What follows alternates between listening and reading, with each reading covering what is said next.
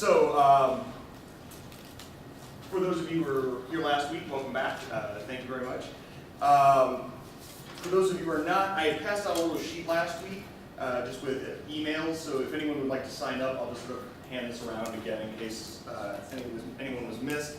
I was going to originally send out an email to everyone, but then I managed to get a Canvas section created for this course. So if everyone doesn't mind, I'll just create a Canvas section. So I don't have that up yet, unfortunately, but within the next couple of days. And when I do that, I'll post certainly all the PowerPoints, all the links that are contained in any of the presentation files. I'll also have several other files, so things that aren't necessarily good for demonstration purposes here, but are excellent for learning about the digital humanities. There are some excellent websites out there. For one, I would highlight the personal blog of a fellow named Sean Graham, who you will hear me steal from again and again and again. He is a brilliant sort of visionary, I think, personally, in the realm of digital humanities, but also other sort of digital humanities starting toolkits in case you're interested. So I'll be doing that, and then we might even sort of create some sort of forum. One other note. There was sort of a mistake when we first sent out the flyer. When originally we had created the workshop that was supposed to be for every Friday in October, and then Professor Langford accidentally added on an extra day in scheduling for November 7th.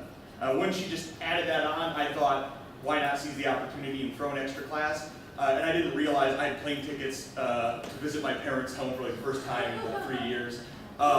So I think for now what we'll do is maybe cancel that. And then what we can do is if there's interest, we might tack on an extra week somewhere, if not here, somewhere else.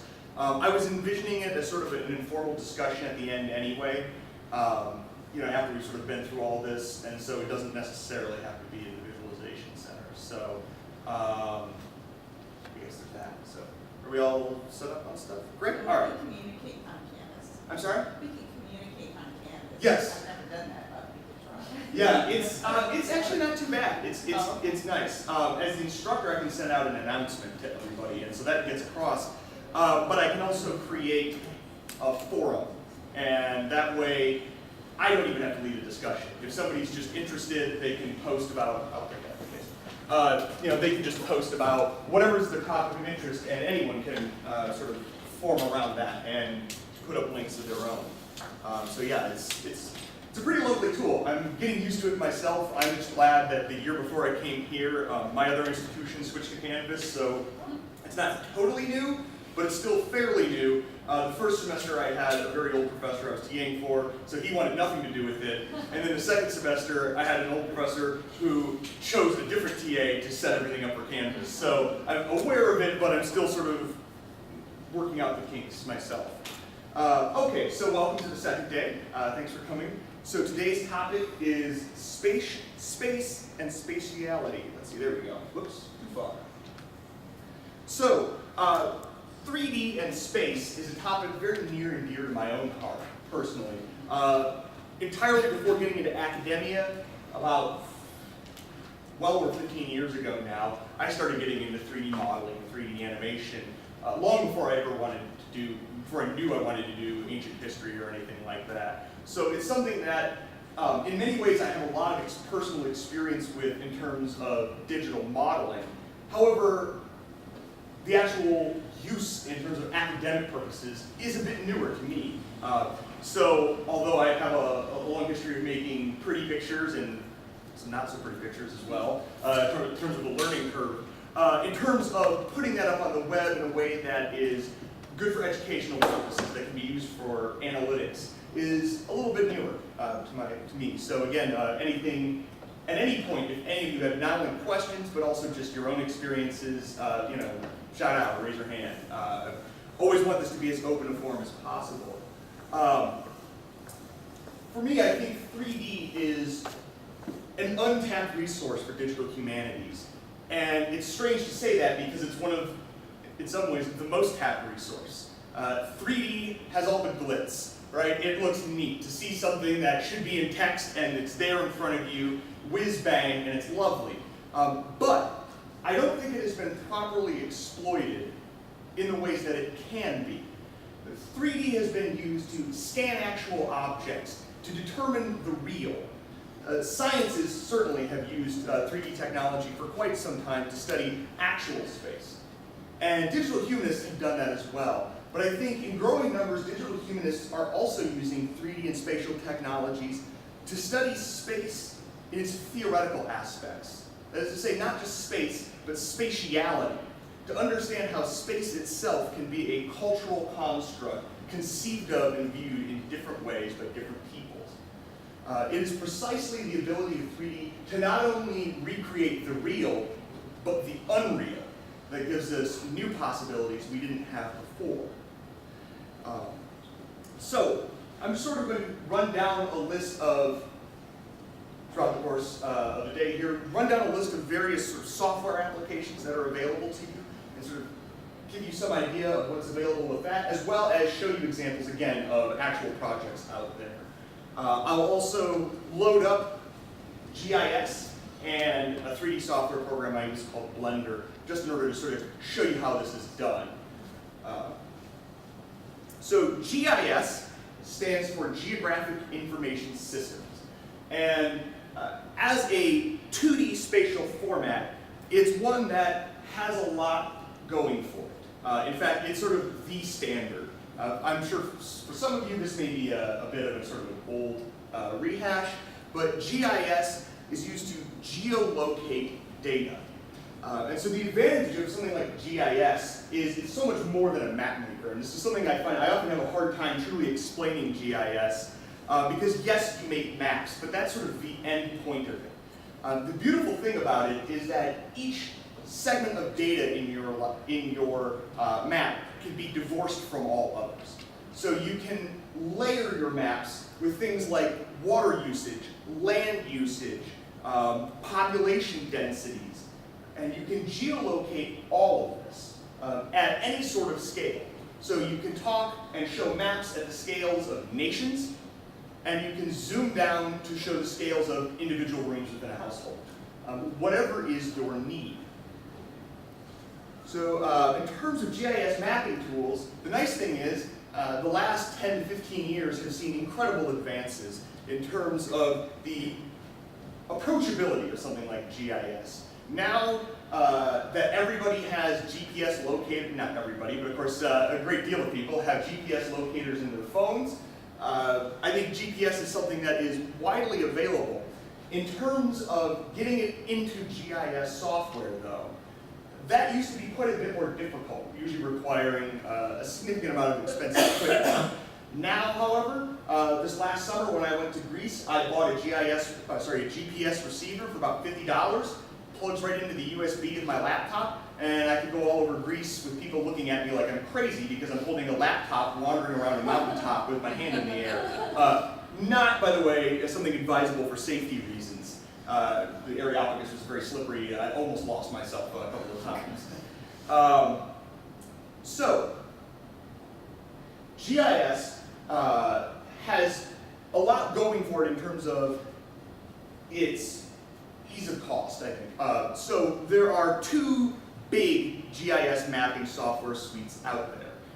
And I have to admit, I do not use the one that's most popular. And it's because I tend to go towards open source software. So ArcGIS is in fact the program used here at AISD. It's also the one used at my home institution at Brown. The only issue that I have with ArcGIS is the cost and nothing more. It is, however, freely available to everyone here. The problem I had with it at my old institution was you had to be on an on-campus computer. And I wanted something I could do at home. So unfortunately, I learned the other software suite. So I've yet to sort of make that switch over to ArcGIS, but it is a slightly more powerful program than QGIS. Now, the beautiful thing about GIS is that you can use it for your own personal research use. So in your home, you can map things out, you can analyze them spatially, you can determine results, you can produce finished pictures, you can put those in papers. But the other beautiful thing about GIS is how well it integrates with a whole bunch of other forms of technology. So once you have developed a map in GIS, it's relatively easy to export it to the web. And you can also then make that work with other GIS applications on the web. So just to show you a little bit about what I'm talking about here.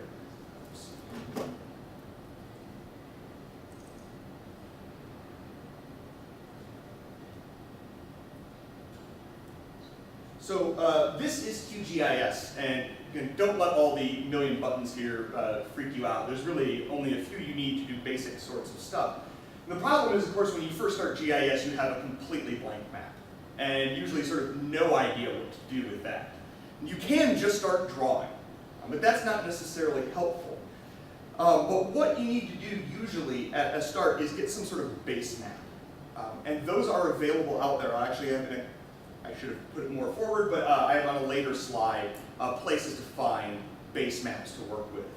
Because it's a lot to just do terrain and all that. That's usually not necessarily your concern. So in this case, I have a base map already up from the Ancient World Mapping Center. And so they developed this and put all of this data online.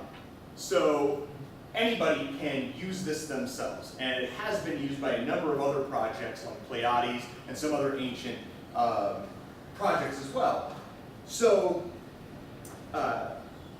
if you see down here in the lower left hand, we have layers. And so each one of these layers contains a certain amount of georeferenced data. And I'll just simply show you, I'll turn on all of the layers for the layer called Rome Lucis, which is the site that I'm writing my dissertation on. And if I slowly zoom in here and move in on the site, which maybe I should do a little bit faster.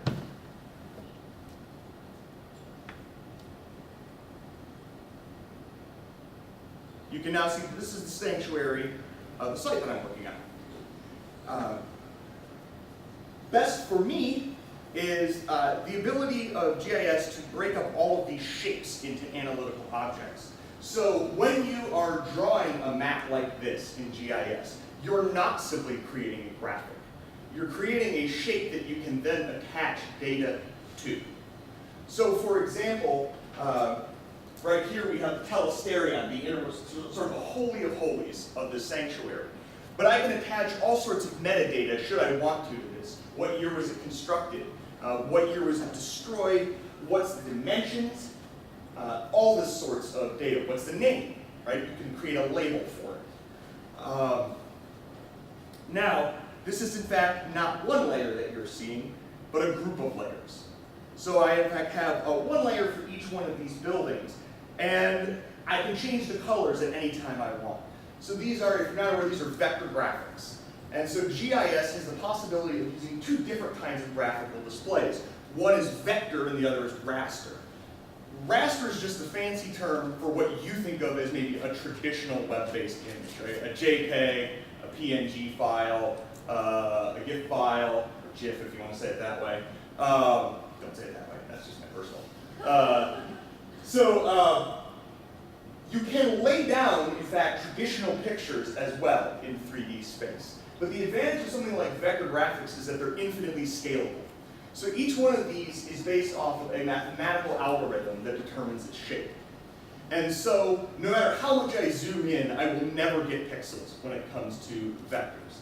It also means that they're capable of doing things that are infinitely large and infinitely small. The other advantage of this is that I can export all of this as vector graphics in the end, allowing other people to, again, zoom in however much they want, even if they're not using this software suite. Now, for me, the only maps that existed of my sanctuary were done in the 1950s. And they were certainly excellent for the time. But now they have a little something to be desired.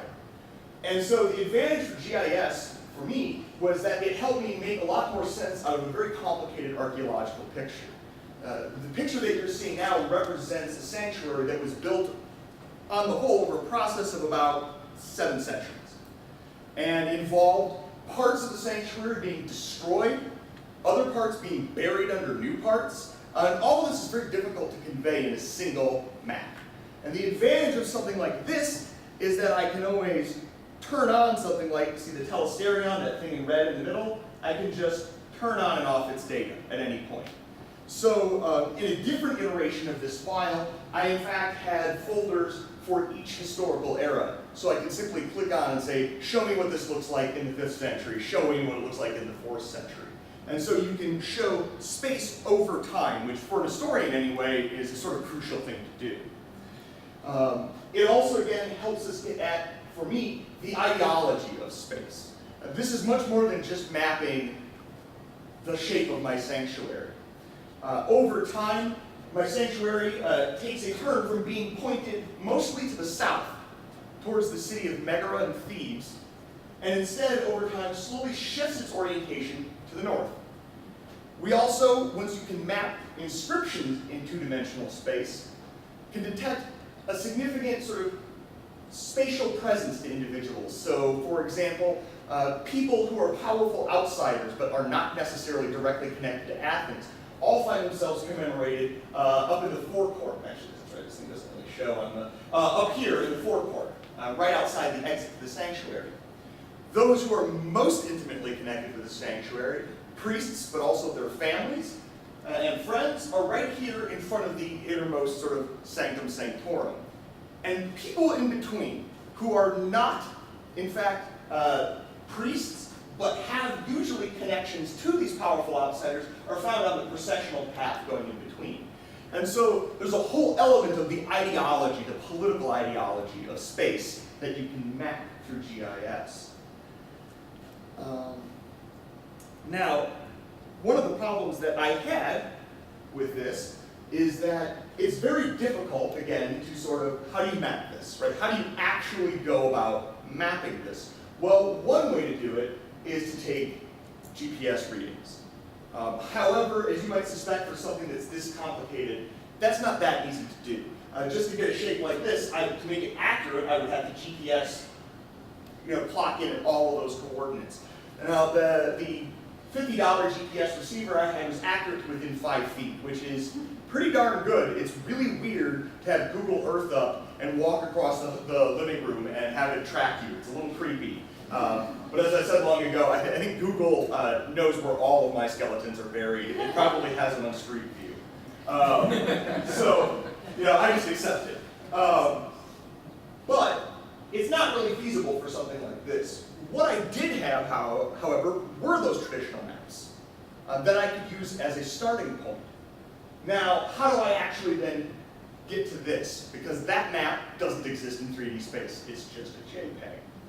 So what I did first was go into Photoshop, Adobe Photoshop, and just trace over it to make it a much clearer map, bright with colors that can be read against a background. If you don't have access to Adobe Photoshop, there's also now an excellent open source piece of software called GIMP, just G-I-M-P, and you can use that as well. Now, what I did though was geo-reference the photo. And what that means is in GIS you can take any traditional raster data, that is any JPEG, PNG file, whatever, and turn it into a two-dimensionally geo-referenced object.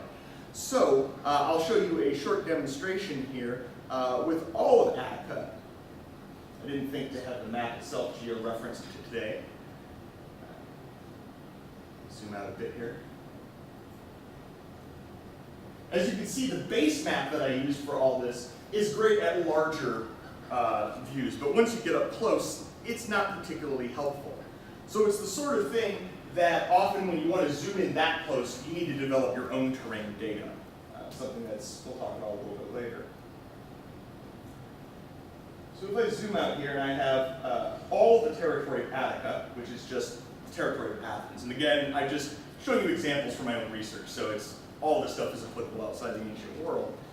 I eventually came up with all of these labels for Attica. So what you're seeing here is a label not just for the city of Athens, Megara, Salamis, and some other big ones, but also geological features, so rivers, parts of the sort of open water, mountain ranges, and the like.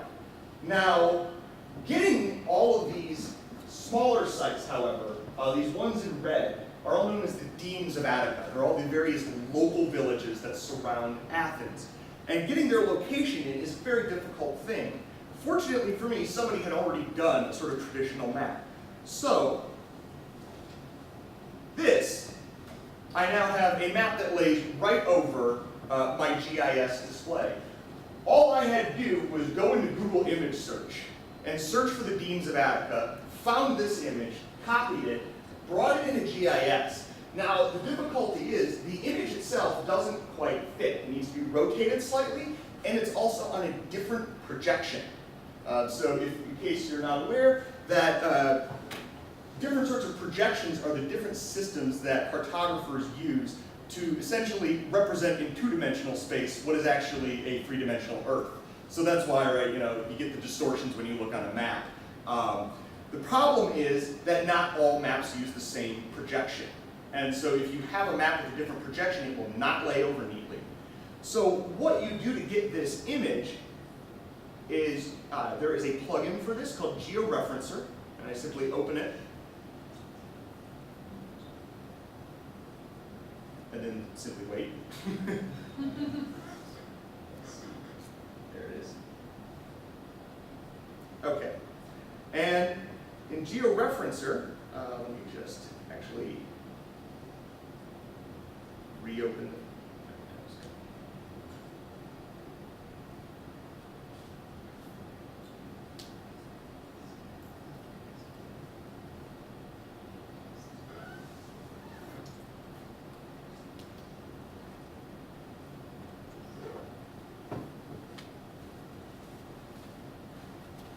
So here I have, here I have the actual image as I found it. Now, in order to georeference, all I have to do is click here for a new point, and then I click on a point on this map that I can know for certain. So for example, I'll choose the Deme of Pallini here. Click there, and then I can, whoops, I can screw it up. There we go. I can simply enter in its geographical coordinates this way if I know them for certain, or I can hit From Map Canvas, and it hides, and now all I have to do is click on the Deme of Pallini on my map. So all I need are a certain set of points between 6 and 12 that I can know for certain on both images, and it will then compare those and produce a warped image. So here, if I were to turn on my labels, I can find Pallini and click here, and it brings that up, and I hit OK, and that point is in. And I simply enter enough points in, and then, I then set my options, so I wanted to do it polynomial, hit OK, and then I hit the, well, that's because I haven't really done it here. But if I were to do it, I'd simply hit play at this point. It runs the calculations and then lays down your new image like that. As you can see, the two laid over one another. So, for example, what I did then for my sanctuary was to go in and georeference the map that I had traditionally sort of done in a Photoshop, and then georeferenced it over the actual map here. Now, how did I do that? There's a lovely tool. So if I move all these labels, and again,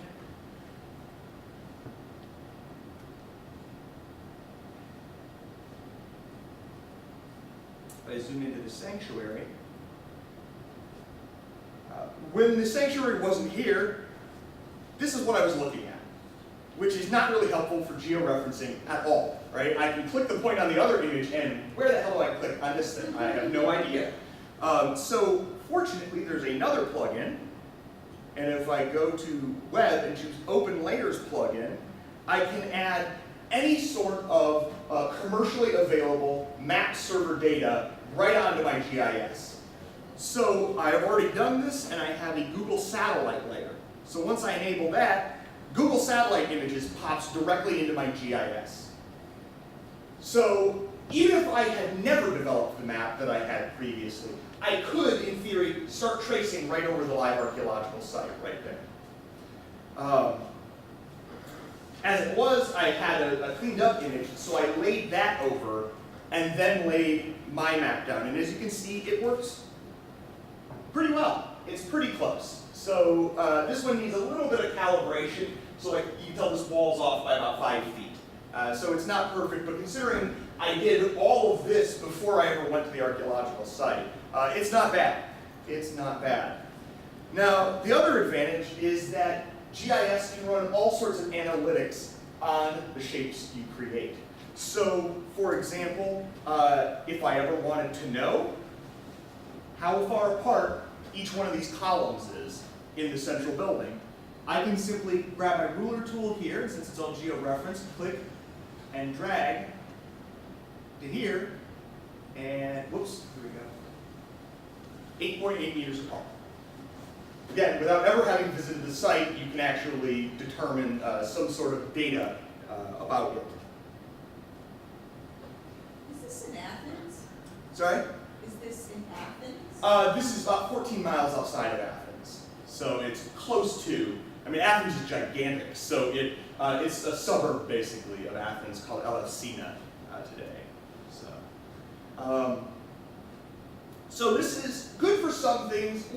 Google Earth is not going to be so useful for others, right? Things that are completely gone. You just don't have that kind of possibility. Great. So let's see here. Now, as I mentioned, you can attach any sorts of data to all this. So if I were to open up any of these layers, for example, let's go to the telesterion layer. And I can then right-click on it and view attribute table. And all I have here is a list of column headings. So there are some, 60 some odd columns total, but I just named them by row. And so when I did this, I didn't have any particular end in mind. But the point is, you can do anything with this. So for example, if the shapes that you're creating are not individual columns, but say, farmsteads in a territory, you can track things like land usage over time, noting agricultural output, these sorts of issues. So you can attach any kind of population. Yeah? In situations like, well, could you have in the table images or things like that? Like, let's say there were like in Egypt, a spelling on the columns and things like that. So could you show pictures? Attach that kind of data? You know, that's an excellent question. I think, you know, I have to actually look into that. So I want to write that down. That's excellent. So I know that there are certainly ways of doing it in a kind of a roundabout way, whether you can just pop that in there right off the bat. I'm not actually sure. So these are a sort of spreadsheet type. And so I suppose at a bare minimum, one could simply put in a link to an online picture. Not that that's necessarily what you're looking for, but that's at a bare minimum possible. Yeah, I'd have to look into that. So, yeah. You cannot put pictures to be able to view right in there, but you can link to them. There's also pop-up tools both in QGIS and ArcGIS. So if you're not viewing it in the table mode, but you want to click on the point with the pop-up tool, it can pop up with the image. Yeah. And if you end up exporting any of this to Google Earth, you can easily do that in a Google Earth KML file because you can stick any amount of HTML within a Google Earth file we'll talk about. So that's at least possible in other ways. Okay, great. So just to show you an example, oh wait, that's right, I'm on the wrong, forgot to bring us back here.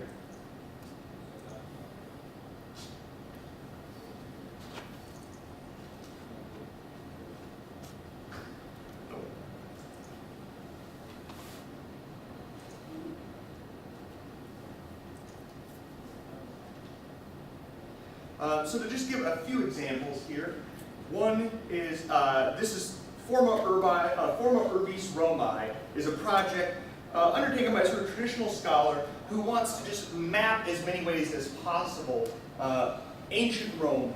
However, he's largely doing so not by conducting new GPS readings, but by simply geo-referencing a lot of previous map images, which I had discussed.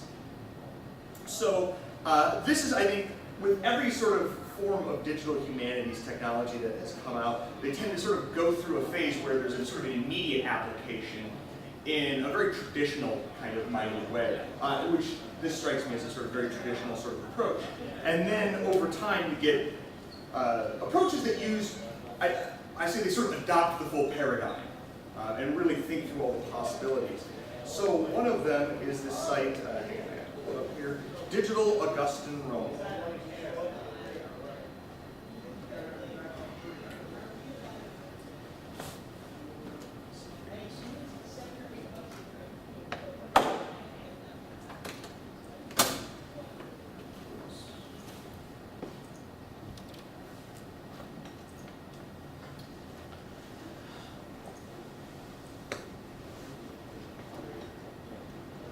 So this site, however, rather than being like the former Urbis Romae, where the map itself is sort of a very traditional, it's not put online, it's available to sort of get from him personally, but it's not available in that way.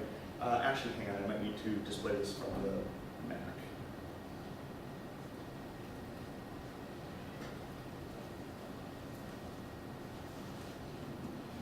That'll be a little easier to see.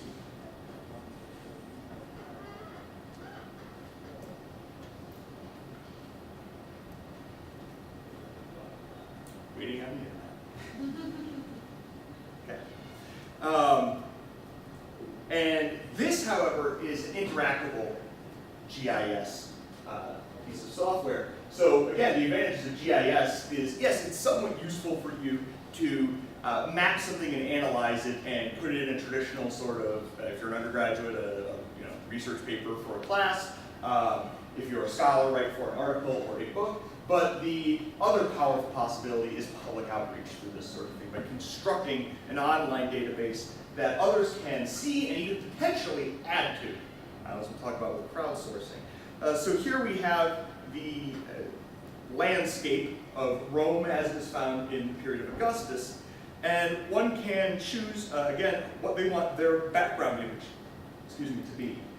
So in the same way that I could turn on the various layers in GIS when I was inside of the software suite, one can do the same thing online. So we can choose to have a map in sort of a traditional sense, or actual satellite data that we simply lay our own images over. And with all of these, we can click on individual buildings, and what I really love about this is metadata that comes with this. And so here, in this sort of format, not within GIS, you can absolutely add all the sorts of metadata you want. So here we have usually just a short description, and then what I think is best, citations.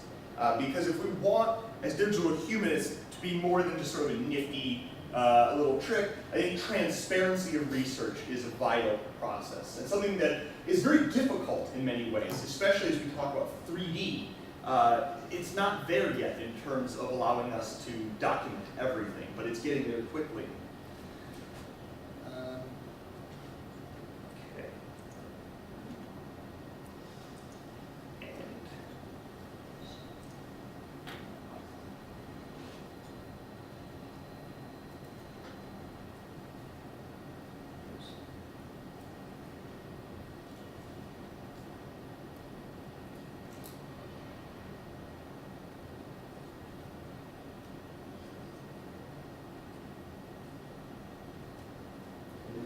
So just to show you a few more applications from actually outside of the realm of ancient history, because I think there's some really, truly interesting stuff that's being done out there. That's not a good sign.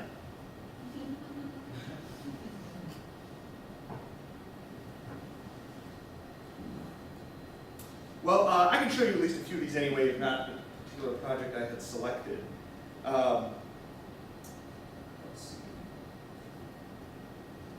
So here we go, here it is. So here we're finding under the Stanford Spatial History Project, a blank page, no, it is loading. We find a series of GIS-enabled maps that display the history of conservation movement efforts within California itself. So again, you can do so much more than just a space, a building, right? You can talk about, this is not loading, so this is fun. We might just move on. I don't want to sit here and just wait and okay, well in that case, I'll show you a few of the other projects that are available.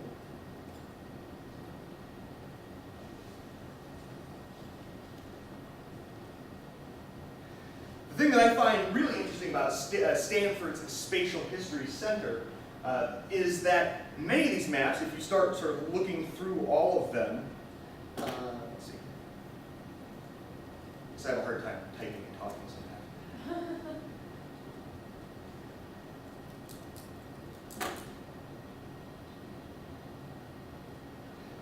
One of the things that I find very interesting is that you'll notice a lot of these projects as you go through them visually look similar.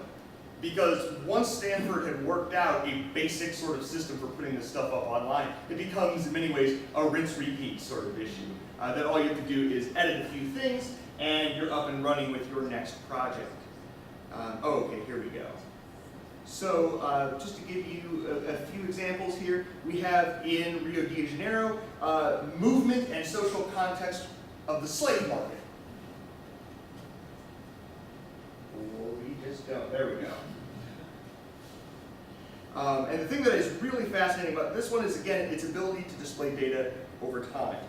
So here we can actually see movement of individuals and sales going on throughout the physical space of Rio de Janeiro in the 1800s.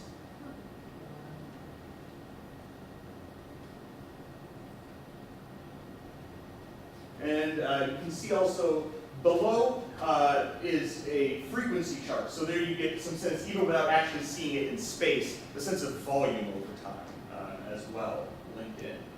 So once Stanford had developed this sort of software to take this GIS data and put it on the web, it then becomes quite a bit easier to do that for other projects. And so that's one thing that would be, I think, nice for the digital humanities in the future, is once somebody sort of blazes a trail, especially at a particular institution, it then makes it easier for others to collaborate and do similar styles of projects. We can also see things like the yellow fever epidemic breakout. Something that I think is maybe a bit timely right now, and a bit nerve-inducing. I know it's just panic, but still, you know.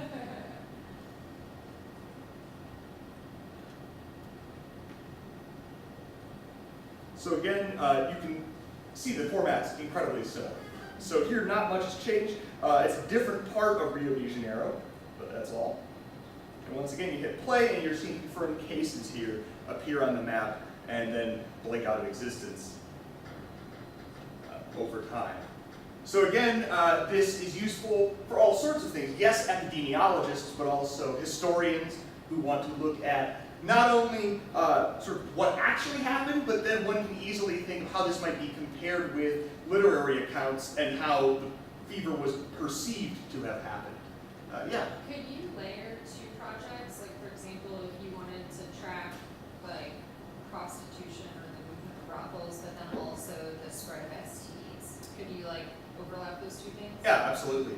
That's the beautiful thing about GIS is you can just keep stacking on layers with different sorts of data. You can, in fact, what you could easily do was make it so that you see both, or options to turn the individual features on and off. So you could, and I'll show an example of this from the Africa Map project, where they have hundreds of different databases that you can visualize, and you can just choose as many or as few as you want. So yeah, thanks, it's an excellent question. I think that might be my next stop. So a few other neat applications of this. This one I thought was just neat. I don't know. There's not. I have yet to sort of think of a great academic insight to this. But then again, I'm not a historian of World War II. But the bombsite.org is a census of the London bombings. So this, what you're seeing here, is a map of every single known bombing to have happened in the city of London during World War II. And one can, the really nice thing about all these points of data is that it's not just, wow, that's a lot of bombs. One can click on any single one of these. Let's see if I can zoom in here. Click on any single one of these and get individual data right there. Now again, if I had actually had access to the GIS files that this individual was using, one could run all sorts of other visualizations on this, right? You can, you might have the time that these went off, and so this one is not necessarily, you can't view it over time in that way, but that could be constructed if we had the data set.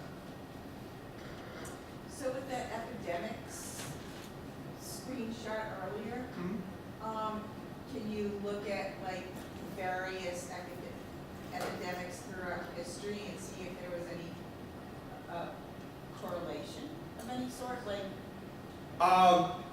presumably. I mean, it's the question of the records, you know. So, and I think in this case, the scholar who did that happens to be a scholar who focuses on the history of Brazil, Rio de Janeiro. So that may not have been that person's interest.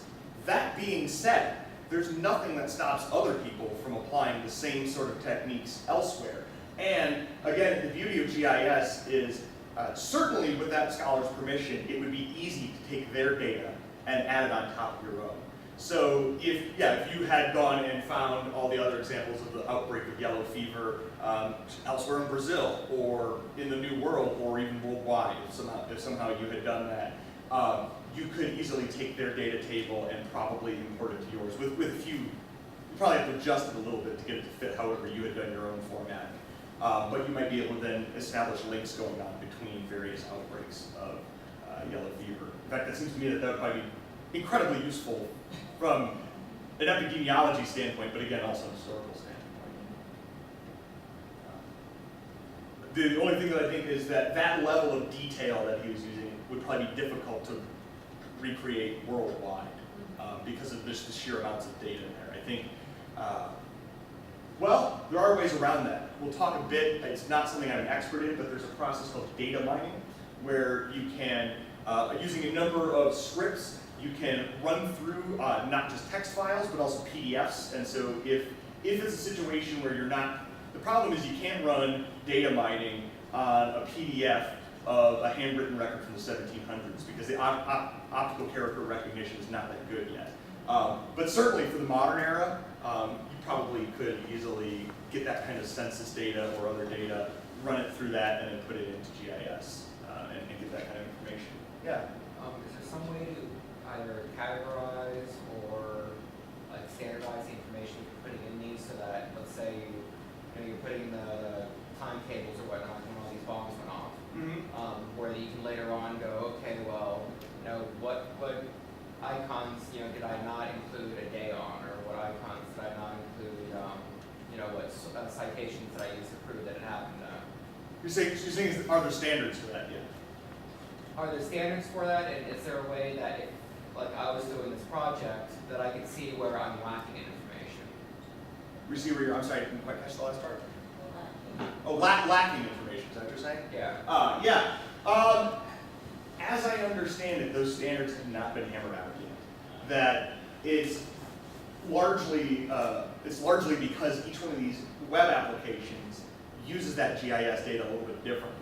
So it's whatever front end they're wanting to use, it's however they choose to use the data. So that's why, for example, so many of the projects coming from Stanford look the same, is I suspect that they have a standard for doing that at Stanford, but it's not one that's everywhere yet. I suspect that those things will become standardized, but not yet. What I imagine is that somewhere in those data tables in GIS, that they have fields that indicate something like start time and stop time, or locations at certain specific moments. And so they're able to switch on and off these fields using that kind of information. I know, for example, right now, when we talked in a few weeks about network visualizations, Gephi right now has its own really weird way of doing timestamps, and it has to be modified to work with GIS itself. So these things aren't issues. Standards is a big issue with digital humanities right now. If we want to make data talk to data, we have to be speaking the same language. And so you're right to be onto that. So, let's see. Oh, here's another example. Actually, to get at your interest in epidemiology.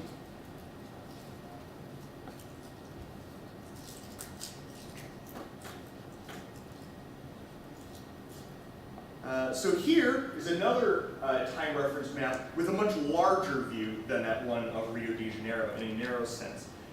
This is a map not of individuals, but larger scale outbreaks. So here we have not one data point for each individual with cholera, but one data point for every sort of individual outbreak. And here, rather than simply hitting a play button, we drag these, oops, here we go. Oh, I just worked last night, hang on.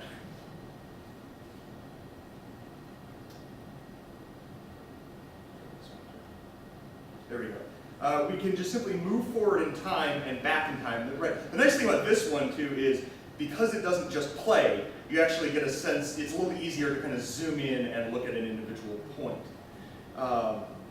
Once again, every single one of these plots of data, you can click it and get some sort of pop-up display on. And then finally, one last one with encoded maps that I really thought was interesting.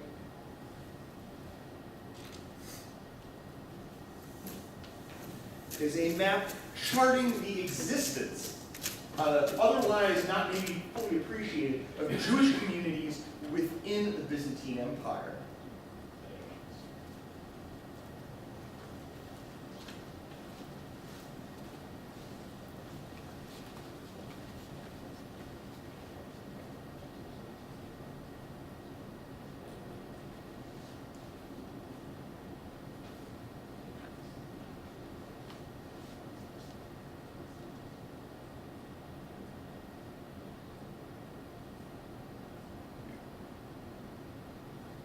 And so here we have 1 point for every place that we have evidence of a Jewish settlement.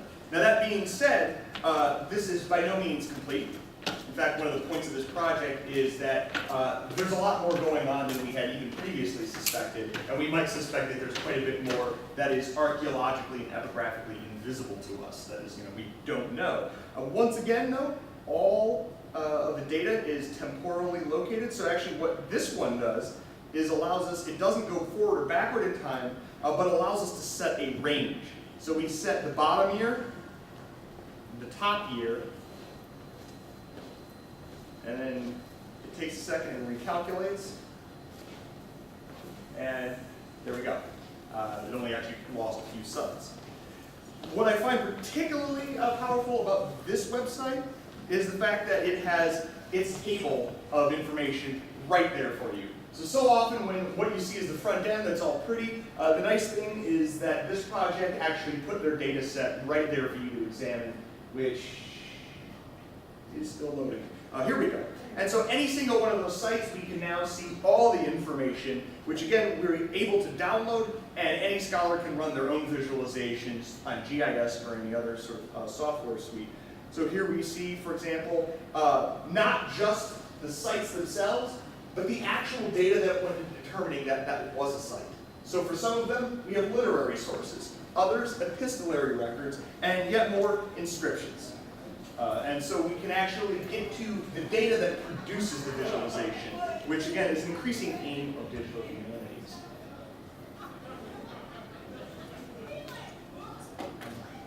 And I think what is perhaps one of the best examples of anybody putting multiple data sets together has got to be Harvard's Africa map. And, do you have a question? Yeah, just real quick. Just as I can open a docx file on my Apple pages, is there a standardization for at least the file when you're like bringing it over? For the data tables? Right. Yeah, great question. I'll be coming back to that in a bit, but what I'll say is the most common format is CSV files, or that is comma-separated value tables. I always have to not say CVS, branding. And so that's just a plain text file that uses commas or some other delimiter. You can use semicolons, whatever you want, which would basically be like separating out different fields on an Excel spreadsheet, and then you just go down to the next line for the next row. So that overwhelmingly seems to be the standard right now. And I think some of that is because it's plain text, you can work with that a lot. You can use scripts to easily read those data tables and rewrite them in new formats. So what we have here with the Africa Map project is Harvard put together the visualization, but not the data. Instead, they chose to link data sets created by other individuals and geolocate them and put them up on the web. So this is not so much about visualizing one thing. It's about visualizing the continent of Africa in as many dimensions as possible. So what we have up here, just if I unclick everything, right here's a standard map of Africa, and we can turn on things like country and even sub-country boundaries on and off at different levels.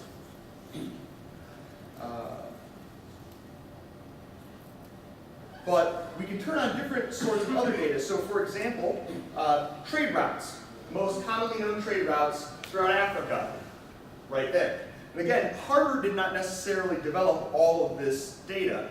Here we have then railroads linked in through Africa, other trade routes. I'm not actually quite sure what the topographic there of small maps of Africa means.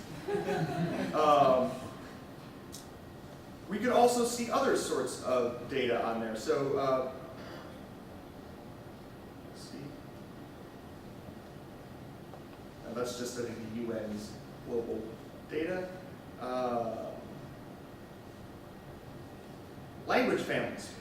Africa broken up into a linguistic map. This is all the same visualization, it's just different data being laid down. And once again, you can lay down, to answer your question from earlier, as many different types of data. So I can go back, and now that I have my linguistic map, lay down trade routes on top of the linguistic map, and see how that works out. This is some of the real power of GIS, is when you start being able to take the data that you have and see it laid right over data other people have developed, and produce new kinds of analysis not before possible. So if we just go down, I just gotta like look through, there's a couple of really neat ones here. So they have ethno-linguistic, let's see here, conflict data. So you can look at Rwanda memorial sites, all marked out here, all with their own metadata attached. Social conflict in Africa database, moments of social conflict marked out. One can see population density, right? Large cities mapped out all at once. And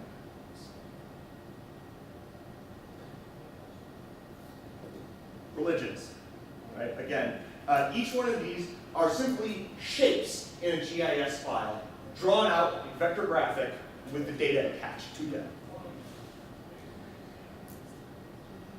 One can see the slave trading ports that happened from European slave ships in the 1800s and earlier. One can lay down maps specific to certain time periods. So this shows different historical groups such as Berbers and others.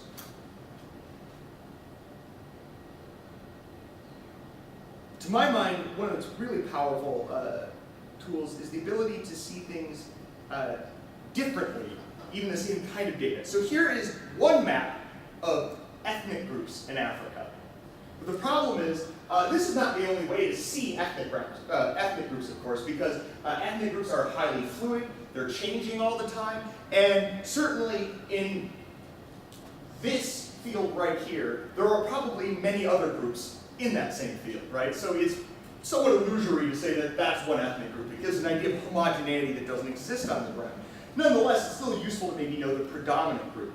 But one can view it that way, One can view it as a sort of dot map, and then I think this is, nope, I don't have it. Somewhere in here, let's see, might be up here. Yes. Nope, that's not the one. Here. Here we see ethnicity as points on a map indicating a certain number of members of a particular ethnic group. And so here you can see a far more fluid sort of ethnic situation on the ground. One that is still determined by things like self-identification, right? So it's still somewhat fluid. But the point is, again, GIS allows us to visualize the same thing 6 ways to Sunday. I don't know what that means, but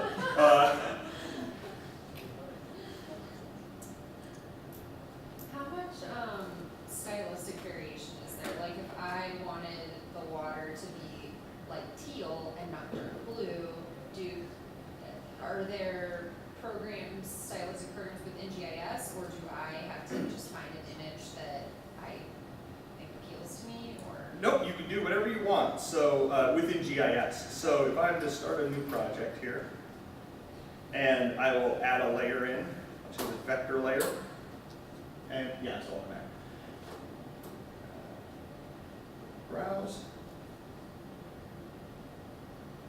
And here I have 3 different data sets I downloaded. So one is the ocean. This is a 10-minute projection. Which is, oh, whoops, I just chose the wrong file, that's why. It's always great that the thing that works the night before, as soon as you're live, wants to just bail on you. And as you can see, you can do whatever you want. Right. That's actually it. Just anytime you put in a new layer into GIS, it usually picks a random color, unless you have some sort of default set. So it will naturally, as you keep adding in things, it will create that map effect of having all sorts of weird colors. But all I have to do is double click on this, and then I simply go into Style, and I can make it pretty blue,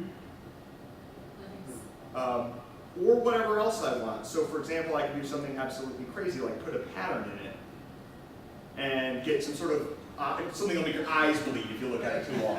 But you can do sort of whatever it is that you want. So that's, again, the nice thing is that you can control a lot of this that way in terms of how that actually looks when it's done. Wait a minute.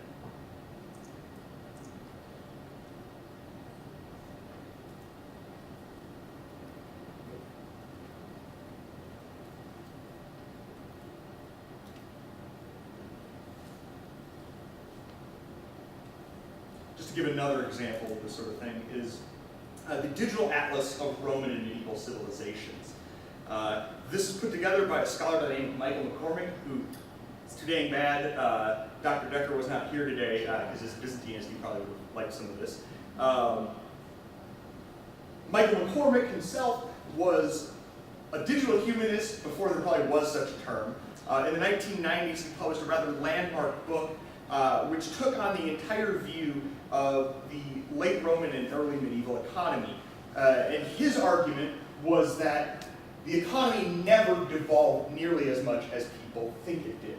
And he was able to do this at the time using the rather, what it seems to us maybe now not so amazing, but at the time he had scans of thousands and thousands and thousands of medieval manuscripts and was able to run word searches on them. And so doing this, he was able to not only chart out actual archaeological remains, but what he called virtual coins and virtual objects, meaning if he has some traveler's account of a monk who is traveling between Sicily and say Asia Minor, and that monk talks about buying something and getting coins in return while he's stopped on Crete, bang, he can map that. And so that's how he first did this. So now he's taken this to a whole other level with this database, which tries to integrate and works with existing databases out there. So this base map tile, if I'm not mistaken, is ultimately derived from the Ancient World Mapping Center, that same one that I use. Many of these points of data, however, come from the Pleiades project, which also uses Ancient World Mapping Center data, which has geographically located, I can't remember the total, like 30 to 40,000 different points of geographical data on there. So if you are reading through a text and you read about some particular site, you can search it, it will find the site, pull it up, and you can find articles or other things related to that. So here, you can visualize all sorts of different data. Again, same as the Africa project. So here's the base map. If I want to see all the forts and towers known throughout the Roman Empire, there we go. But what I think is really interesting is this one. These are areas within 2 days' march of a Roman fortification. So here we're looking at the actual militarization of the Roman Empire in terms of effective control. In addition, we have things like infrastructure, so we can map out aqueducts, canal systems. Roman water technology was, in fact, one of the sort of bragging points of the Roman Empire, if you will. Natural features can be turned on and off. And so in the same way that not all of this data was curated by Michael McCormick himself, but rather uses data from different points and brings them together and makes them speak to one another. Now,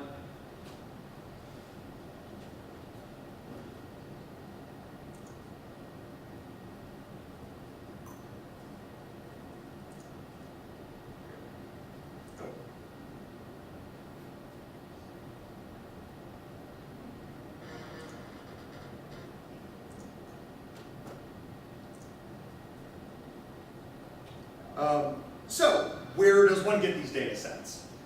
So again, these PowerPoints will be online. So if you have any interest, go ahead and click these links on your own time. But in terms of base GIS files, dang, I did not think this one through in terms of how I'm going to display this. Sorry about this. I swear I will have this worked out for next time. Some of the issue on this is having this thing set in presenter view so I can see what slides I have coming, but when I do that, anything I have visible to you, I can't see on the monitor. And so sometimes I wish it were mirrored, or other times not. So next time what I'll have is all the links pulled up on this computer already, so I won't have to do this monkeying around. So in fact, what I can do then is quickly pull this up anyway.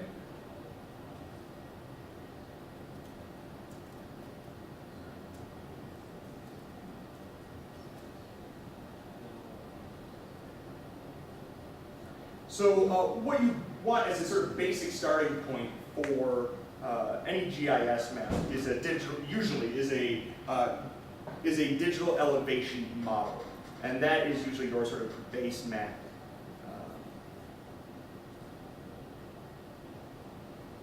Which of course is not coming up for me now. It doesn't, it does not matter for the purposes of this demonstration, the particular website I get it at.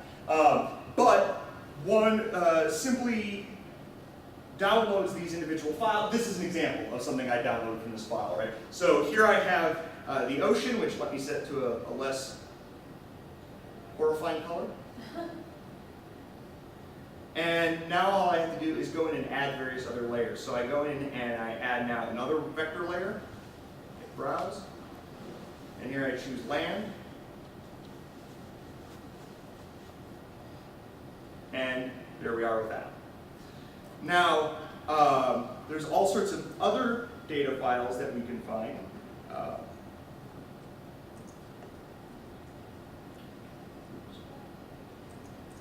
that's not going to be clickable. Okay. Seems to have lost some of my link data here. One can go to the site American Fact Finder, I think it is.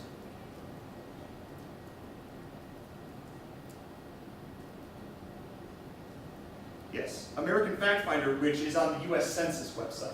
And so this is one example of a place where there's tons of GIS data out there available for you.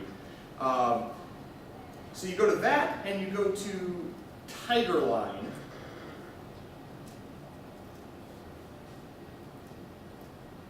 and these are both different sites of the Census Bureau, and one can go through and download shape files and data files. So for example here, we can find all of the shape files for the 2014 release. Right? They update these every year. Now, the data that goes into them is not necessarily every year. It depends on the sort of data.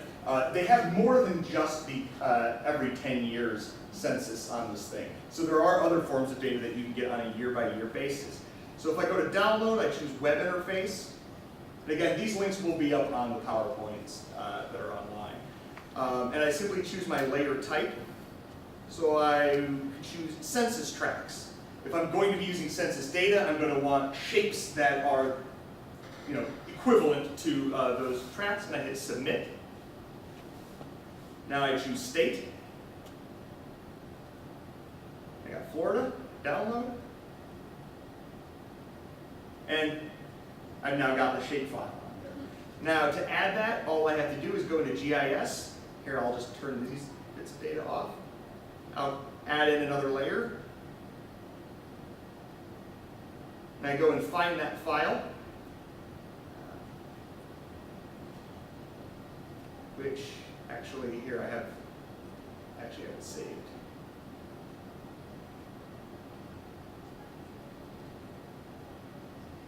And there are all the census tracts for the state of Florida, right? I don't have to do anything, which is my favorite.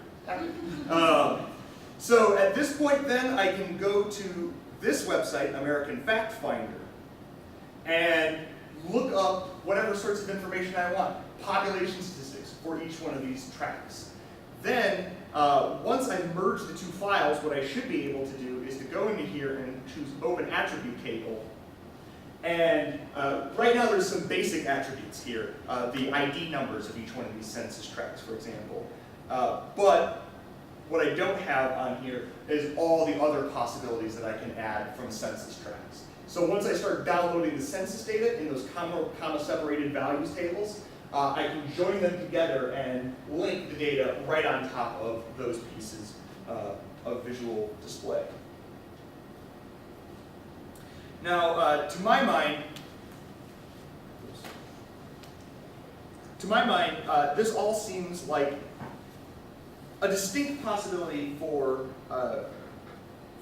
our libraries as well as information technology departments to.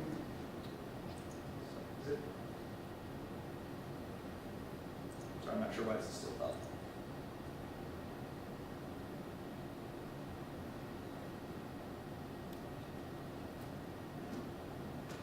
Just hide it for now.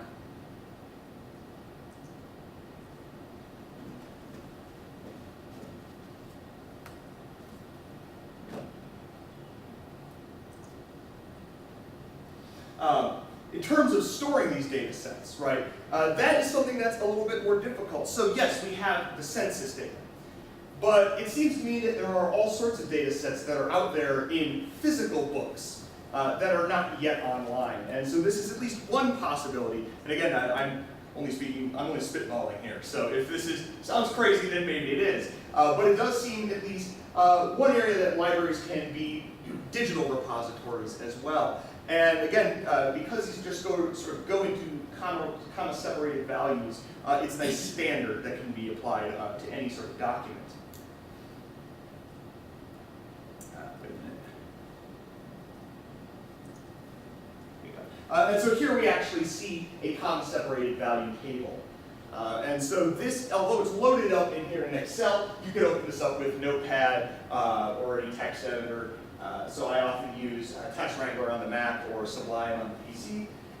And so what you're seeing on the left is a citation, and on the right, the particular bit of text associated with that citation. So a comma-separated value table, basically the first line of it defines all the data that follows. So in the same way that you have a spreadsheet and the top layer, you label all the various rows, you do the same thing. So usually you might do like, you would type in ID and hit comma and then write name, comma, title, comma, latitude, comma, longitude, and there you go. You just sort of enter it all in.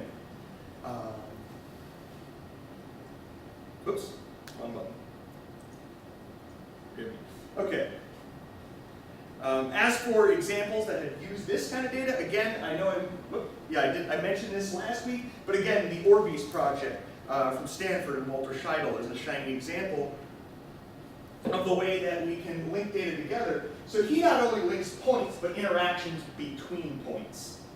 Sort of an important difference. Something we'll elaborate on in a future week when we talk about network visualizations. Network visualizations are really interesting because through them, we can not only map sort of individual nodes, but how they interact with each other, and especially through time. So in his case, one can choose at any 2 points on the Roman road network, and just like Google Maps, ask for the most direct route, the cheapest route, or the fastest route. And it will calculate it over land and sea. And you can also set it for different seasons, right? Because in the Mediterranean, the sea is effectively closed for a third to a half of the year, depending on sort of how stormy it is. So that significantly affects the difference. One can get some sort of estimation on the actual cost to a traveler to travel from one end of the Roman Empire to the other one. As I was mentioning, it also allows us to see space as something other than space. So one of the ways that it calculates the cost is by the difficulty of terrain.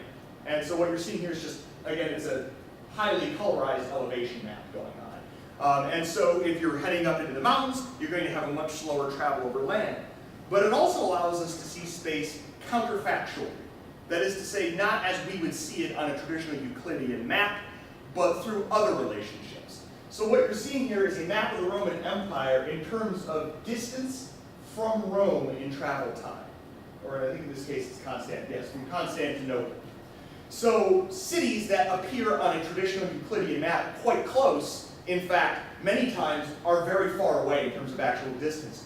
Other cities that are very far away, in fact, are relatively close. And so it allows us to think about space and time in an entirely different sort of paradigm. And then again, you're seeing here just some of these network visualizations. It also allows us to detect hubs on this network. What cities, even if we don't have any direct literary evidence, but because we can see the network, certain cities we know everyone had to have passed through if they were going to a particular point. We might now recover the importance of certain sites that otherwise would be underappreciated. And moving on to GIS, we'll sort of move to 3D in just a little bit here. Google Earth is, I think, underrated. When it first came out, it had a big splash, and then sort of didn't go anywhere for a little while. But now, Google Earth has really come a long distance. And I find it powerful both as a research tool and as a teaching tool. So as a research tool, Google Earth has all sorts of potential because you can view things directly on Google Earth, trace images directly on Google Earth, and then import them into GIS. So you can actually do sort of cheap and fast GIS work right in Google Earth, and then later clean it up in a GIS program if that's your desire. Also, for ancient history, Google Earth has been weirdly useful sheerly for its photography features. There are a number of Roman sites that have been discovered only thanks to Google Earth, which, I mean, I wish that had been me, to be able to, like, you know, discover a whole site and never have to put on actual pants, you know, just jam pants. It's every scholar's dream. You know, so for example, a number of Roman camps have been discovered because all of the actual physical remains of the site are underground, but they've affected the rates at which the crops on top of them grow, sometimes by as little as a few inches, so that one could walk through a cornfield and have no idea that they were right on top of a Roman site. But thanks to Google Earth, right, you can look down and see that. Now, it's not like aerial imagery has not been around before. Archaeologists have used that. But aerial imagery usually has to be sort of targeted. You have to know it's expensive, right? Google Earth, again, you can sit there with your microwave mac and cheese and find things.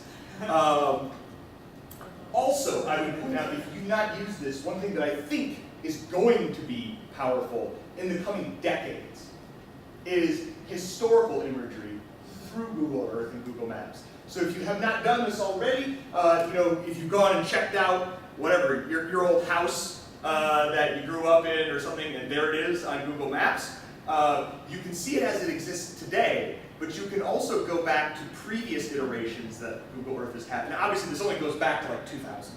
So in terms of historical analysis right now, it's all pretty recent. But one imagines as the decades go on, I imagine that somebody in the year 2100 would really love to know what happened in a particular district at a particular time. So all of those seem like they will have more power as the future goes on. Now, in terms of Google Earth,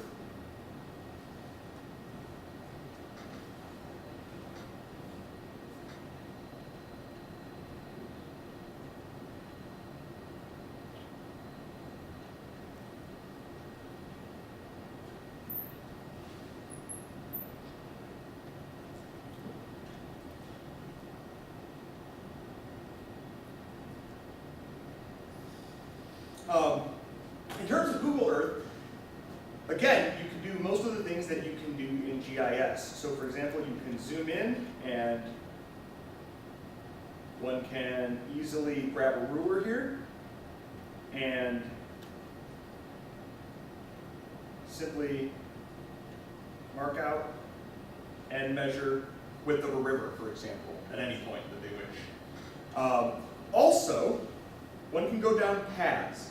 So, for example, for one of my classes, I mapped out the Arno River and found, thanks to Google Earth, that it's 120 miles long. Now, I don't have any particular use for that information right now, but the point is that this sorts of data, you don't have to do any analysis yourself. So you can simply trace archaeological geographical features, and then at some point in the future you decide, oh hey, that would be really useful to know the dimensions of that. You can get it like that. For my classes, fortunately, this being a year in which I'm writing my dissertation and am teaching full-time for my first year, I'm a little pressed. I started out with the high hopes of putting all my map quizzes on Google Earth in terms of the study. That only happened for one map quiz. So I had time before the semester got started. But it seems to me a powerful learning tool for students. Right? If students are going to have their smartphones out in class and monkeying around with them, give them something to play with. And so if you have something like this out, you can hyperencode anything, and text encode anything. And so it's actually fairly easy. All you have to do is say you go in and you choose add folder, and you say,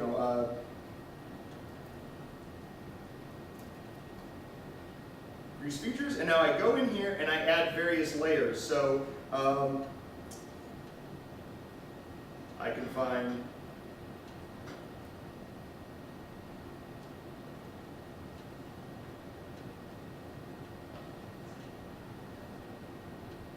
for example, any of these sort of larger archaeological sites in Athens.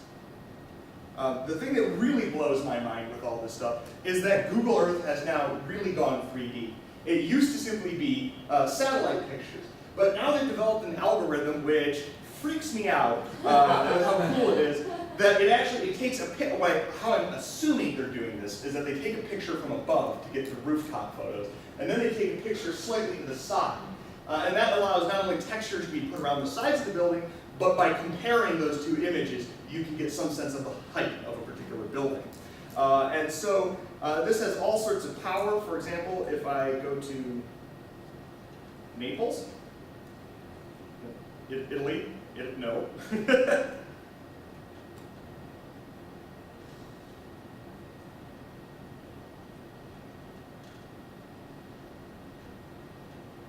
And I zoom down into the harbor, they managed to catch in full 3D ships that just happened to be in the harbor that day. So it seems crazy to me. Again, it's not perfect. It's not the sort of thing that you can always, you can see like some of that, I'm pointing to my screen like you can see that. This ship right here, and these ships were maybe not big enough to quite register, so those appear flat. So not everything is great. The house I'm currently renting is a little off in shape, but it's great at representing sort of overall ideas. I think for students, it often can give them a sense of space that is otherwise impossible. For something like history, I often say that students, it must feel like all this is going on in the land of Nod. You hear all these place names, you have no idea, but the ability to sort of quickly link them and connect them. And for students, what you can do is, as I mark out all of these features, I can mark them off as points, so I can say, here's Athens, or here's the Agora. I can mark them off as paths, so I can mark out, for example, the sacred pathway leading between Athens and the site I write my dissertation on. But that can all be loaded into this one folder. Again, I'm pointing at the monitor. I understand how technology works. So what one can do then is take that folder and save it out as a Google KML file. And it's a tiny file, because all it has is just a set of points, basically, and some text labels. And I can put that up on Canvas, and students can click that file, and it automatically loads right into their Google Earth right away. Again, Google Earth on the computer, on the smartphone, wherever.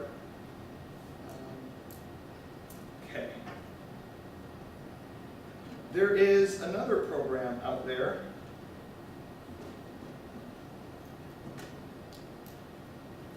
which I think is kind of a neat one. One I've not really played with yet, called Map Scholar. And actually, if you want that set up.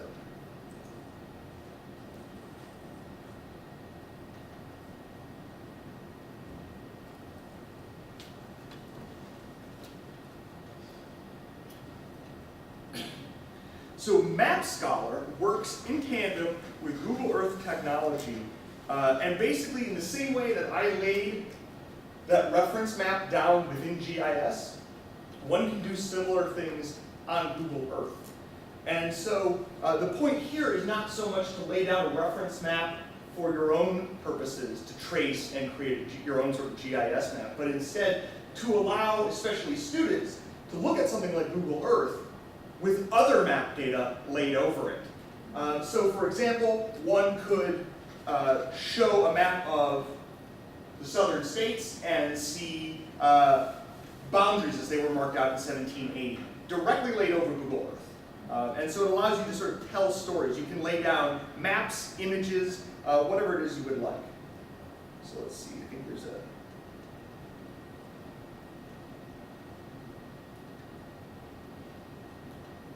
So one can see just an example here of a sort of old colonial map laid down directly over Google Earth. So one of those ways, again, I think we can reach out to students and allow them to see physical space in an entirely new way.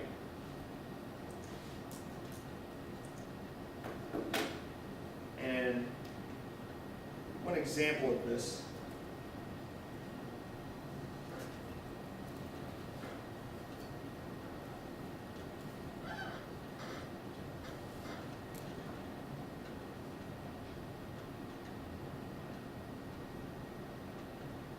the map showing the spread. Actually, this is not really over Google Earth. I think I put this in the wrong part of the presentation, but oh well, it's an GIS visualization anyway. One can check out, again, over time, census records.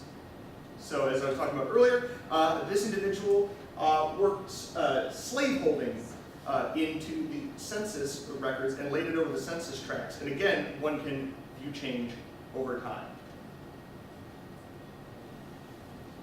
We can view it as a total population, but the thing I think is really neat is, again, the different ways we can see that. This, as you see it now, is the total population, but we can see it as a matter of density, persons per square mile, percentage of the overall population. I think an even more interesting sort of data. The amount of free African Americans living per mile. Yes? I was going to say, when I was taking American history over the summer, there was an article that we read online, and it linked to maps that were similar to this, and it showed density of slavery before and after slavery was abolished, and then showed that trajectory into the present day to show how the spread of African Americans, that they hadn't spread that much, and so it was because the article was making an argument for slavery still having impacted to the modern day. And so it was a really, more than anything, the map was what was convincing about the article. More than anything they wrote, seeing it visually, like, would argue their point. Yeah. And so, it's great. It's an interesting, if not difficult sort of thing for digital humanists a bit, is that often we're all concerned about the data and having transparent data, but the thing that has the most effect is usually the flashy, shiny thing. Yep. Certainly, at least to non-scholars, which is perhaps understandable.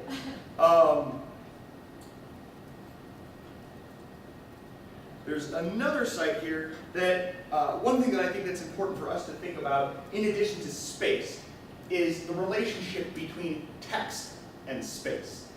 So census data, all of that seems rather a natural sort of thing to map. But what about if you are a scholar of French poetry, or you're interested in literary texts for some reason? Toponyms are still a huge part of texts. And so, for example, this project here has mapped the mentioning of place names in the Latin geographic tradition. And so here you're sort of seeing a density map. So some facts sort of jump out to us, especially the preponderance of coastal sites in terms of being mentioned, which is perhaps not surprising, as that was sort of the density of the Roman Empire itself, tended towards coasts and rivers. But if one looks at Spain, for example, it's rather interesting that Roman Spain gets mentioned a little bit in terms of the wild fringes, but most of the activity going on when people talk about Roman Spain, they're talking about the Baetica River Valley. And so we're realizing that Romans themselves maybe had an altered conception of that space. Now the beautiful thing about this is that this individual went and put all of this data online. So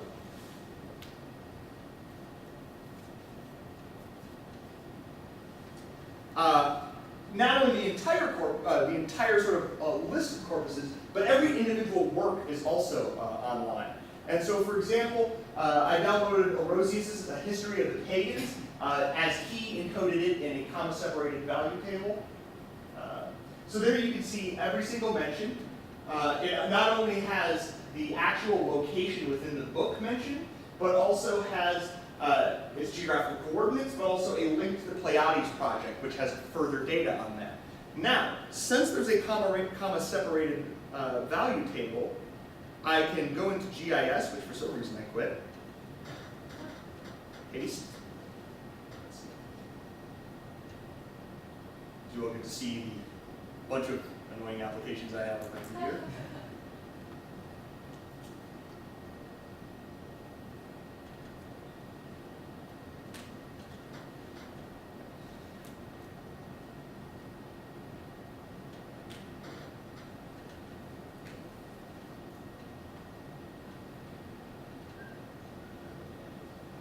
Is there like What? Is there like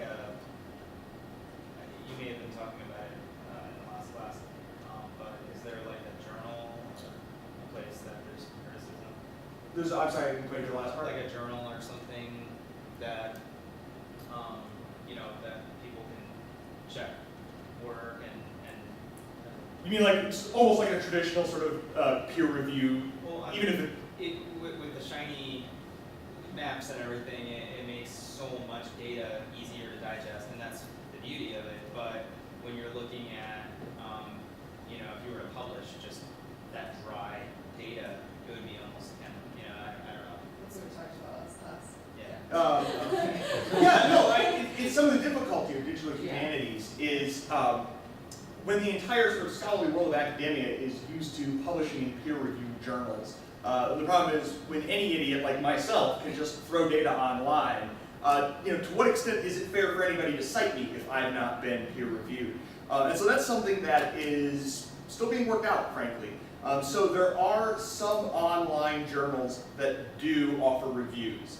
To what extent they should be accepted is they're still trying to essentially establish their authority. Right. So it's what I say is sort of an exciting and ongoing process, but it's a tough one, especially because so many of these projects are so very different. How do you evaluate one site compared to another one? Transparency is a part of that. I think there are certain standards that we can agree on, definitely. So is that sort of answer your question and sort of say we don't really have a set, but yeah. I have a sort of related question. How, if I was going to, for example, cite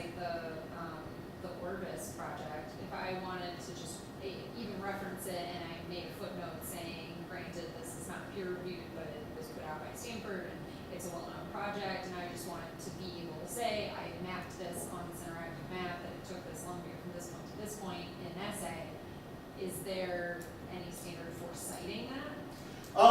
So I guess you could still cite it according to if you're writing within the field of history, something like the Chicago Manual of Style, Right. MLA. They do have standards for citing websites. Right. The problem can be at times portions of a data set. Right. Some of these sites are starting to develop processes to do that. Okay. So it's on an individual website basis, but some of them will have a citation maker, which will actually generate a citation so that you set everything the way you want it. Click citation generator and it will give you a URL that you can return to, and it will automatically set the data up the way you have it set. Nice. But that's only some sites. So it's what I think would be hopefully the future, that you can point to them. And put then it them- should make a digital object identifier. I'm sorry?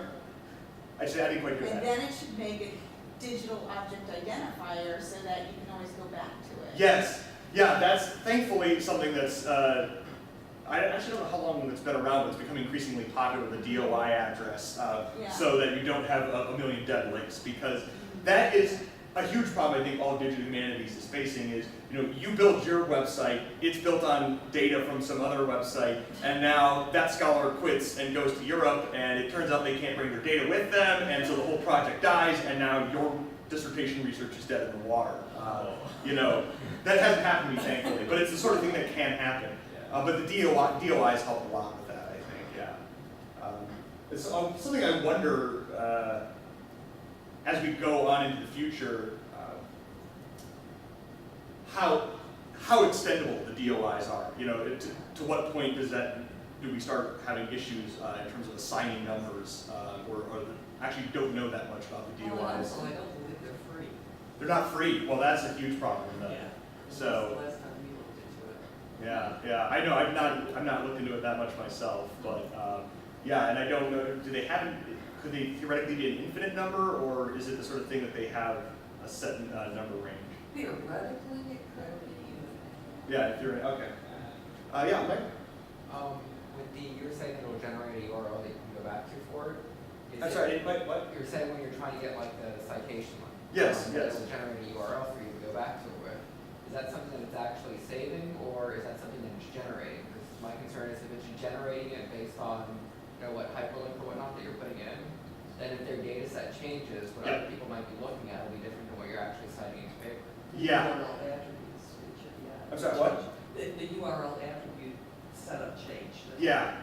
As I understand it, it's just it does not affect the data tables underneath, and so the problem is, you get that link address, they revise their data set, the thing you have is no longer current.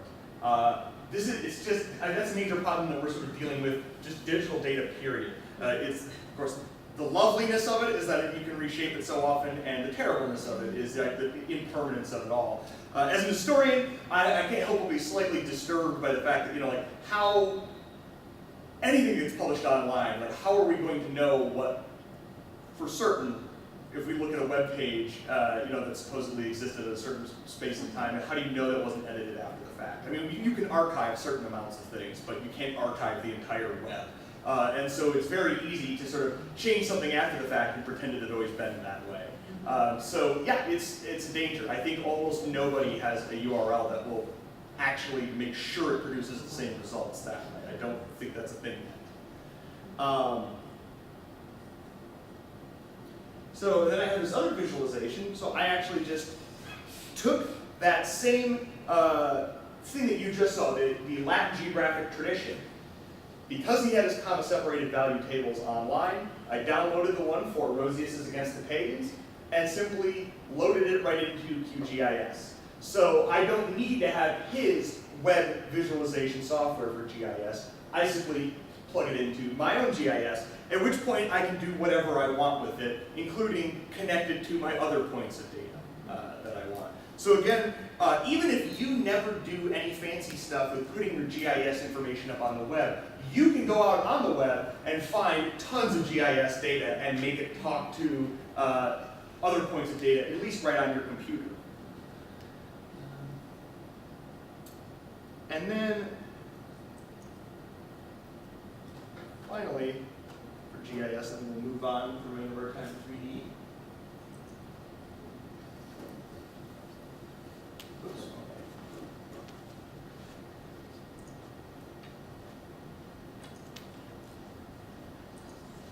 When thinking about the spatiality of text as we see it here, this is but one way to think of the spatiality of text. I think for scholars in the humanities, seeing the unreal is just as powerful as seeing the real.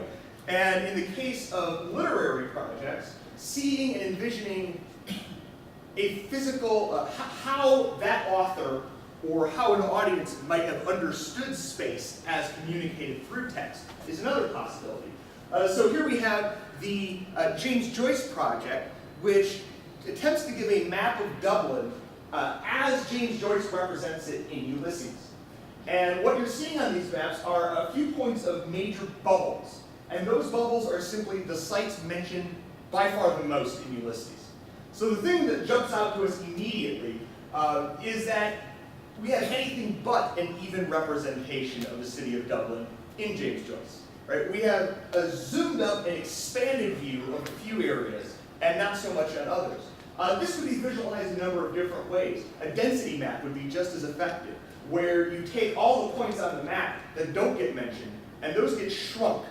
And ones that are mentioned more are expanded into larger text. So one would see all of this in-between area as almost non-existent, infinitely small, and the other areas represented very large.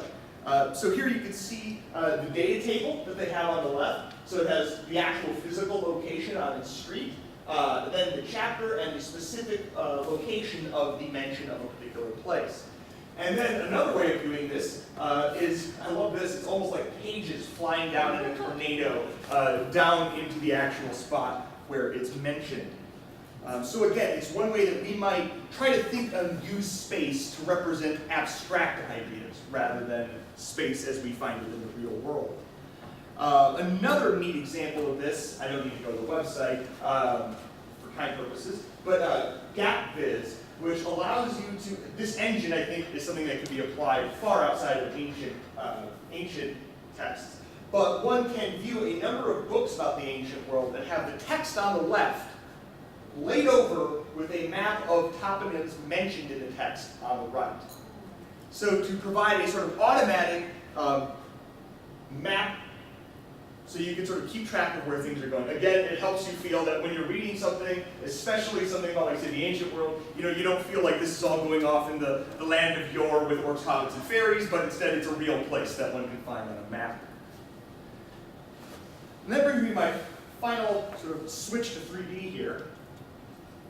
When we think about spatiality, and spatiality is a term that's gaining more ground, I think, which is the idea that we're not simply studying space as it existed, but understanding space as a process of cultural creation. Space as a cultural object that is acted upon by actors and transmitted in different fashions. It also has the possibility to undermine and cause reinterpretations of texts. So, forget for my own dissertation, I work on the inscriptions at that sanctuary. The meaning of those inscriptions is something I care about quite a good deal. Not that there is a meaning for any of these. But I have to think about the physical environments in which these inscriptions were located, because that would have altered how audience members would have found these inscriptions. And so as an example, I can't help but think of not only my research, but my own life. This is an inscription found from about 20 minutes from the house where I grew up. Life offers more in Sycamore. And unfortunately, this is the only image of the sign I can find. It's now gone. But it used to have an image of a 1950s nuclear family around it. And this sign, its meaning suggests prosperity, wealth, contentment. But its meaning was a bit undercut by the fact that it lay in between the two most economically impoverished housing units in the entire town, and in fact in the entire county. And the sign itself was rusted out around the edges. So again, context matters, right? It's not just text, but the context. And so 3D allows us a possibility of viewing texts in relation to the actual environments in which they were perceived. I'll just sort of mention shortly here, unfortunately I was hoping to get down to a tour of AIST this week, but it sort of fell through for a number of reasons.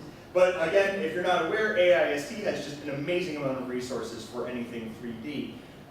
So the top left and the bottom left, you're seeing examples of terrestrial laser scanning, also known as LiDAR, which is just a portmanteau of the words light and radar. But essentially, it just fires a laser off in every direction and calculates the distance between the scanner itself and the object which the laser strikes, allowing it to build an overall 3D picture. These are most useful for sort of larger things, right? Not a single object, but the whole room, or in fact, the whole landscape, which in fact, these seem sort of a really neat potential of it. Landscapes are really hard to accurately reproduce. As I've even tried to sort of get my own GIS data for even that small sanctuary, it's an incredibly difficult thing. But with terrestrial laser scanning, that becomes a lot easier. You also have individual 3D scanners that can scan actual objects down to a very sort of close, a very fine amount of detail. So I think they said that the scanners that they have over at AIST, it's like 2 microns. So it's crazy stuff. No, it's not 2 microns? 2 millimeters. 2 millimeters. Oh, for the landscape, Yes. right? But the individual object scanners? Maybe. I thought Travis had said that, but I could be You wrong. might have. It's pretty accurate, I'll say that. Yeah, it's pretty accurate. Yeah, it's neat stuff. So, right, we have a number of projects up on AIST, so I think in the interest of time in this case, I won't go to these, but they are really neat, so they're all up there on the PowerPoint if you want to check them out. For example, I think all of these, or at least some of them, are linked between the 3D data and the 2D GIS data. So you can see a map of the site, then see where individual 3D scans were conducted. You can click that on the 2D map and then do the visualization from that angle. Now, in terms of software packages, for 3D, there are a number of them out there, and this list up here is by no means exhaustive. There are many more. Lightwave, TrueSpace, a half dozen others that are among the top. But for commercial aspects, I think these are probably the top 4. Maybe Lightwave is also up there as well. Maya, in fact, is the choice of AIST, and I think probably just USF generally. I'm not sure. Is it just AIST that uses Maya, or is it, do you know? I'm not sure of anyone else using the... Do you have a choice here? Do you guys use? Well, we were the ones who introduced Maya as AIST, so yes. Oh, well, there we go. Okay, so there you go. So here the choice is Maya. Again, I've been using Blender. That's just a personal choice. For me, again, it was the issue at Brown, they didn't have the software, so I had to go open source because Maya is very expensive. Maya is more powerful.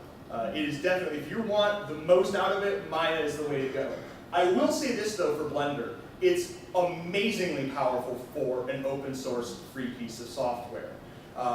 It does things that I kind of fell out of the 3D modeling market when I first entered graduate school because graduate school. So that said, fast forward about 5 years and I get interested in Blender.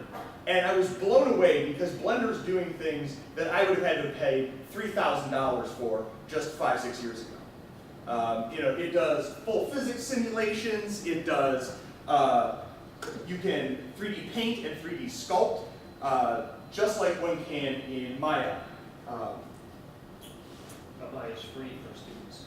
Yes, yeah, Maya, yeah, that's a huge advantage. So that's something ultimately I don't know why I didn't take advantage of back then. So Maya's a lovely piece. Mudbox is the equivalent to ZBrush. It's free for students as well because it's Autodesk. Yeah, it's neat We stuff. use Maya, ZBrush, Mudbox here. Yeah. Blender. And that's ZBrush and Mudbox are really neat. Once you have a base model, you can just sort of it's almost, they call it digital sculpting. I mean, it feels like a lot like working with clay. You sort of throw on clay and reshape it. It's a really powerful tool. So, and you can also then easily, what they call rig a model. That is to say, animate it by adding an internal skeleton, which you can then do all sorts of neat stuff, and hilarious stuff too. So just to kind of show you, in case you've not seen what this sort of thing looks like. What's the time frame on a project like that? Say you're scanning a bust, like we saw, like what is it on? Because I was watching something on actually Jay Leno was using it for 3D printing auto parts, and it was from Pharaoh, and it almost seemed like instantaneous. They had a model there that Yeah, something needed. it's pretty quick. I mean, we have three or four scanners here also, and the handheld scanners, you'll see the point cloud right away, and then depending on what software you utilize, you can mesh it and solidify it right then and there. Yeah. It's instantaneous. And am I wrong in this? That, I mean, I'm not, this is where I feel like I've entered the 21st century, because I did 3D modeling at home, and so I had no access to something like a scanner. So everything I did, I made by hand. Am I wrong in this, that when you scan, it basically surfaces your model as well? So it actually, so you don't, texturing an object can be insanely difficult by hand, and UV mapping and all that. Is that true? It will get the color information for you and apply it, make that color to the vertices. You just have to be careful when you start to deform and animate, because then it doesn't go with it. Crazy. Yeah, yeah. And this is a major problem of working in 3D is textures. When you try to lay them over an object, if they're not procedurally generated, it's like wrapping a Christmas present. And when your Christmas present is crazy shaped, how do you get that evenly? And so it's something that can take a lot of time unless you have some sort of automated process. So here, here you see this is a sort of mock-up that I'm doing. I had a larger version of most of the archaeological site that I'm working on, but I wanted it to be very accurate down to a small scale. So I essentially started rebuilding it from the ground up. And so here I just have a couple of column orders that I'm trying to do according to an accurate scale. And so you can just sort of see here on the right is an ionic column. Whoops. Ionic column. If I open this up and click it, here I can see all the various pieces. And each one of these is a whole piece exactly as it would have existed. So this is not just externally correct, but I try to be accurate even to the pieces that are normally hidden within the overall model, because again, the potential to explode this. Now, obviously this is sort of unshaded. This is, I see it as I'm working on it. 3D models, all of them are comprised of a series of points or vertices. So you can see all of these points here, here, here, and here. And those points are connected by edges, here, here, here, and here. And those edges are finally skinned by various faces, right? And so I think one way to think about this is almost like a paper mache, right? You build this sort of internal skeleton, and then you wrap it. So that's typical in the type of modeling you're doing. Sorry? That's typical in the type of modeling you're doing, and in most 3D scanners and surfacing, they create polygons. So your polygons will be made up by vertices, edges, and Right. faces. Right. Right? And the way that often one creates this if they're not 3D scanning is often you start with something like a primitive, so something like a simple cube, and then you basically keep changing that primitive. So very often one way that people model heads, for example, is to start off with a cube, and then you basically keep adding points and edges on that and further refine it. And it almost works like sculpting marble. You start with the big block and you work it down. That's one way of doing it. I have a slightly different way. Oops.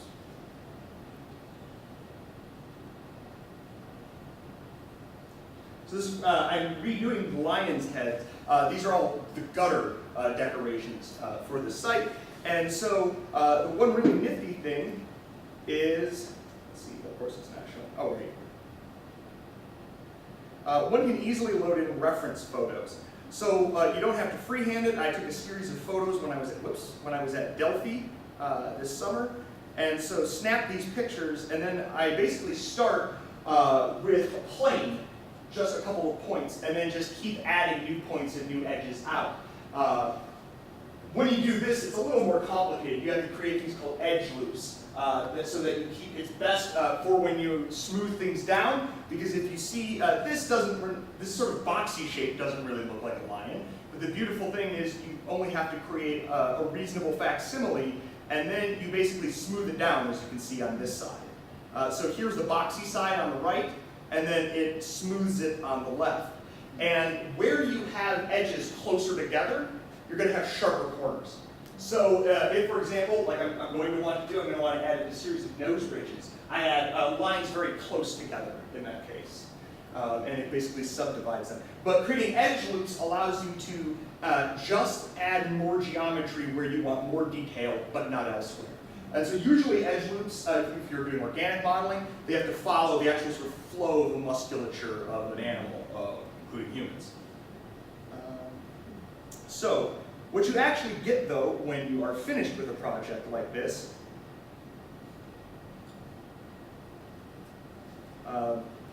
here just from my own website, or my own visualizations, are pictures like this. So I personally have found that I probably spend maybe a quarter to a third of my time modeling. And if not at least as much time actually creating the textures for these objects. Because they're often difficult to get to look real. It's much more than just laying down a color. The way that light bounces off of a fake wood table as opposed to an actual oak desk is a very different thing. And getting that to look right takes quite a lot.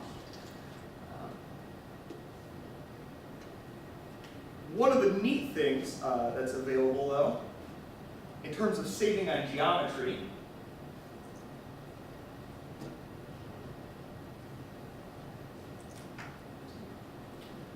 is normal mapping.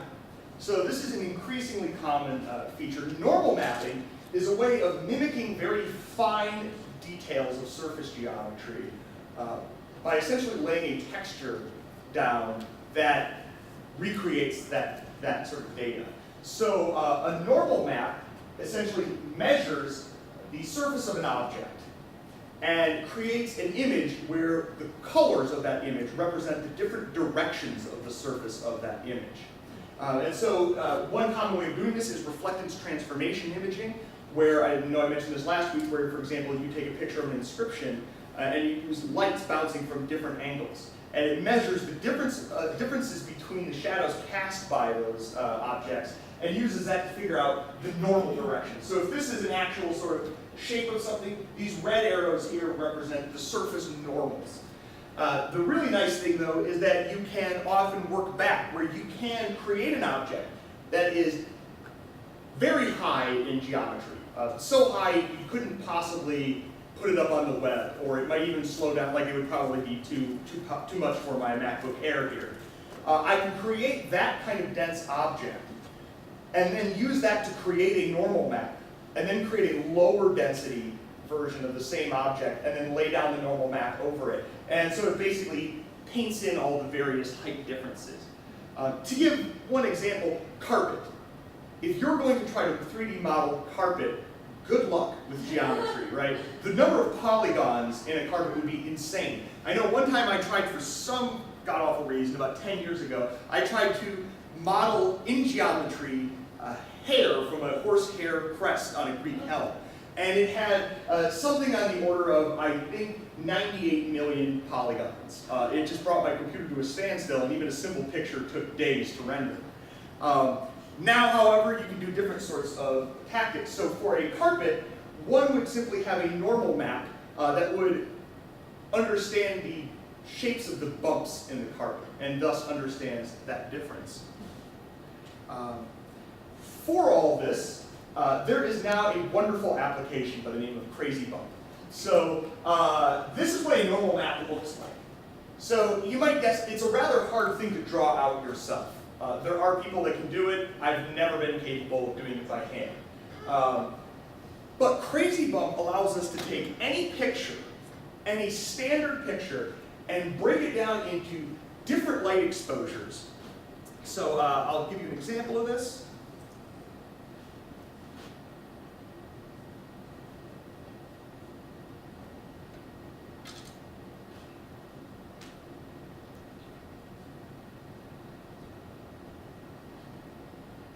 Forgot to load this one up. And the normal map is calculating XYZ as RGB, right? Yeah, That's what it's doing. That's why it looks all purple and green. yeah. No, you never actually have a normal map on your Yeah. finished, you don't see the normal map, hopefully, on a finished project.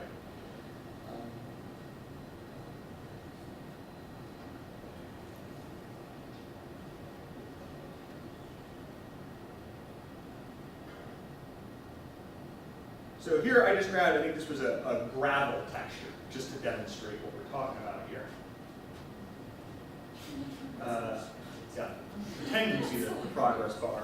I think right now this has now been commercially released for the PC. I swear, yeah, it's been out for the PC. Well, yeah, I think I just done it in price, because It used to be free a long time, really, in 2005. 2005, yeah. It's still free on the Mac, because it's technically in testing. Well, So, you can create your normal maps through Photoshop, through Maya, through ZBrush as well. yeah. Yeah, I mostly like it because it does numerous maps at once. It's a shortcut, but by no means the only way necessary. So you choose between which of these looks a little bit more right to the gravel. They're just inverse images of each other, so you can always change it later. So I'll select this one, and now you see there's a normal map. And here is a 3D preview of what that looks like on an object. And if we zoom in, and you can actually see that it looks, that is nothing but a perfectly smooth sphere with a normal map laid over it. So the actual geometry is 100% smooth, but the way that gets rendered makes it look like it has depth and dimension. You then can do all sorts of other things. So displacement. That allows you can lay displacement maps down, which allows you to, in a somewhat similar fashion, you can take an actual geometry object and deform it by basically laying this over, and it says, wherever it's white, I want you to raise it up. And wherever it's black, keep it down low. So this works great, for example, if you have elevation maps derived from GIS. Put a displacement map on it, 3D, you've got 3D terrain like that. It also does ambient occlusion maps. So if I turn on ambient occlusion here, you'll notice that it's a sort of subtle effect, but all these little holes got darker. And that's because light is automatically, there's ambient occlusion going on all the time in the world around us. So anytime you have one object closer to another, in the cracks and crevices, it's a little bit darker because light doesn't bounce down there so easily. And so here, in the crevices of this, it's a faked kind of ambient occlusion. But you can add that for additional photorealism. Specularity maps affect exactly how shiny it is in some ways. That is, think of the difference between a polished chrome sphere and a cue ball from pool, right? And the light that bounces off on one is a very fine point, and the other is broadly distributed over the whole object. Again, so you're doing much more when you're working in 3D. You're doing much more than working with just the space of an object. You're working with the light of an object, the material of an object. So the big difference between the displacement and the normal map. Right? The normal map is like an effect. Your geometry is still quasi 3D. It does not displace your geometry. So if you look at your geometry from a certain angle, those bumps are going to be flat. Yeah. Right? The displacement map, on the other hand, actually displaces the geometry. It adds polygons to the geometry, making it more computationally robust and heavy. So you need more computational power for your displacement map, which is why if you look at video game design, they use normal maps because they need that, space. They're limited, right? But if you're doing something like a visualization, for example, something like that, a displacement map may be the way to go because now you're actually getting displaced geometry, And it's, a lot of cases, you can take that actual displaced geometry and export that out. So it will actually cut your geometry for you into a new object that could be 3D printed or whatever. So you have to keep in mind that a displacement is a lot more computationally intense. Yeah, definitely, a lot more.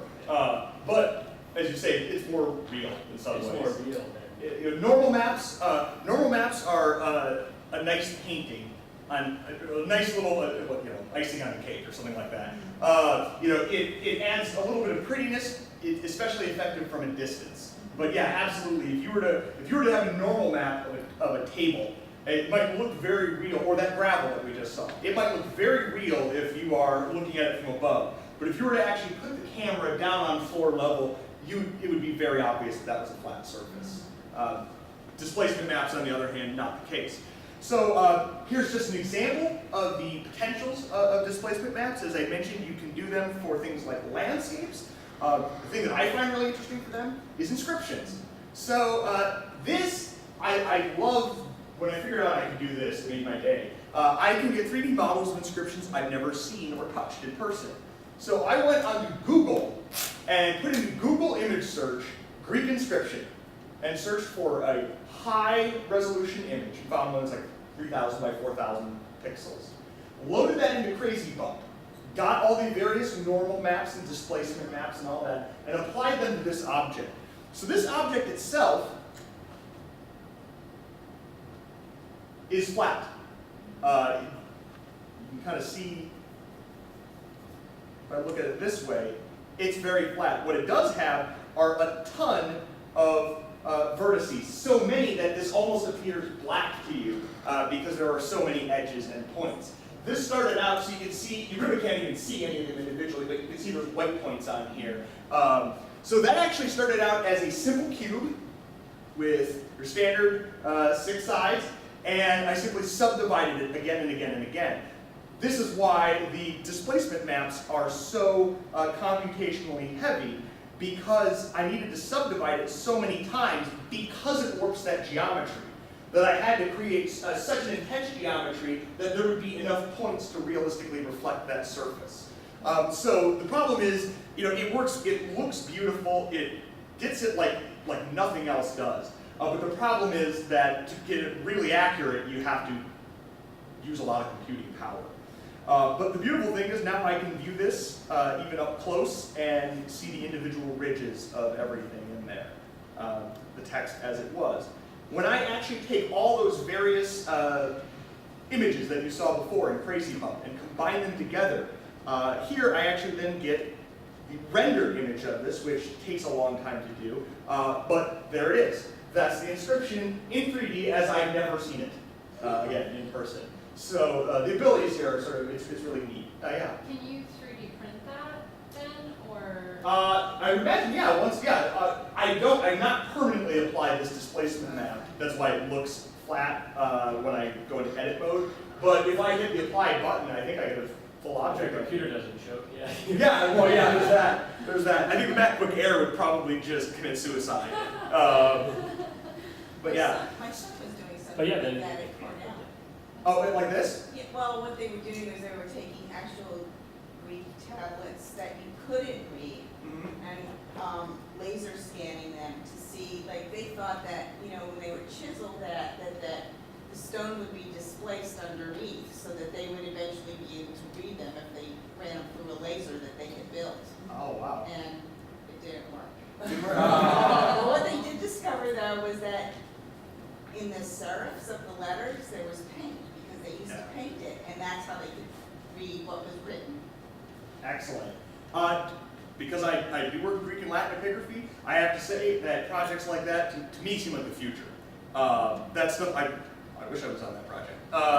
That it sounds really neat. I think that the problem is that when we have, mostly what scholars have when they deal with Greek and Latin inscriptions are these large, dusty tomes. Some of them have been printed in editions since the early 1900s or older. And that each inscription, as you see it, is usually several fragments put together. And the problem is that all the time, scholars are changing their opinions on what fragments go with what. So you have a text that happened in the 1800s, but what you may not be aware of is at least half a dozen times since then, somebody's thought, nope, that fragment belongs with a different inscription.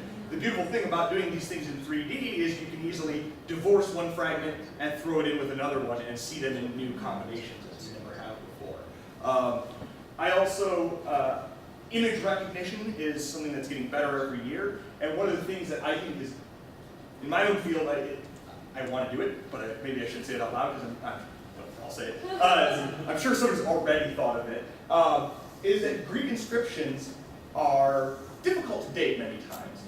And right now, there's only one guy that can recognize handwriting when it comes to inscriptions, that he can recognize individual carvers' hands. He can only do this for Athens for a period of a couple of centuries, because there were about 30 different stonemasons that the Athenian assembly used. And so it was a small number of people. He can recognize this, and because of that, we now can date a large number of other documents, because we know this document was created within the lifespan of this other document here. It seems to me, and this guy, Stephen Tracy, is brilliant, but he's been able to produce absolutely no students that can do this. No one else in the world has the ability. But if we have a computer that can do this, we could go far beyond anything Stephen Tracy could ever hope to do, as brilliant as he is. And I think then we might be able to put inscriptions in dialogue that we would have never thought or guessed were from the same time frame as each other. And doing so using a criteria that is objective in some sense. It's at least not biased by the problem for Greek and Latin epigraphy is that the person who's reading the inscription is usually also an historian who's got some sort of stake in how that inscription is interpreted. So I'll just give you, for example, the entire view of how one sees the development of the Athenian Empire in the classical period is dependent on at what date do you think they started drawing S's with 5 bars as opposed to 3 bars. That whole thing determines whether you want to see Athens as an accidental imperialist or a cold-blooded, go at it from the start and intend empire from the very beginning. The problem is that the individuals who wanted to see it one way or another were the same individuals who were trying to read the text of an inscription, and they almost can't read it unbiased. It's not any fault of theirs, it just sort of is the way it is. So all of this has a lot of potential power. Now again, the method that I use for this is compared to 3D scanning, dirty and cheap. It is no replacement. I would say, I would take a 3D scan over an inscription over something that I generated from a photo any day. So there's no replacement there, but it's something that's a little more available. The other thing that I think is sort of untapped when we think about, I'm using the wrong mouse. That's untapped when we think about 3D technology is we often think about 3D in terms of, again, space, but not as much about light. And light is a significant element in 3D. It's not just the surfaces of things, but how light acts.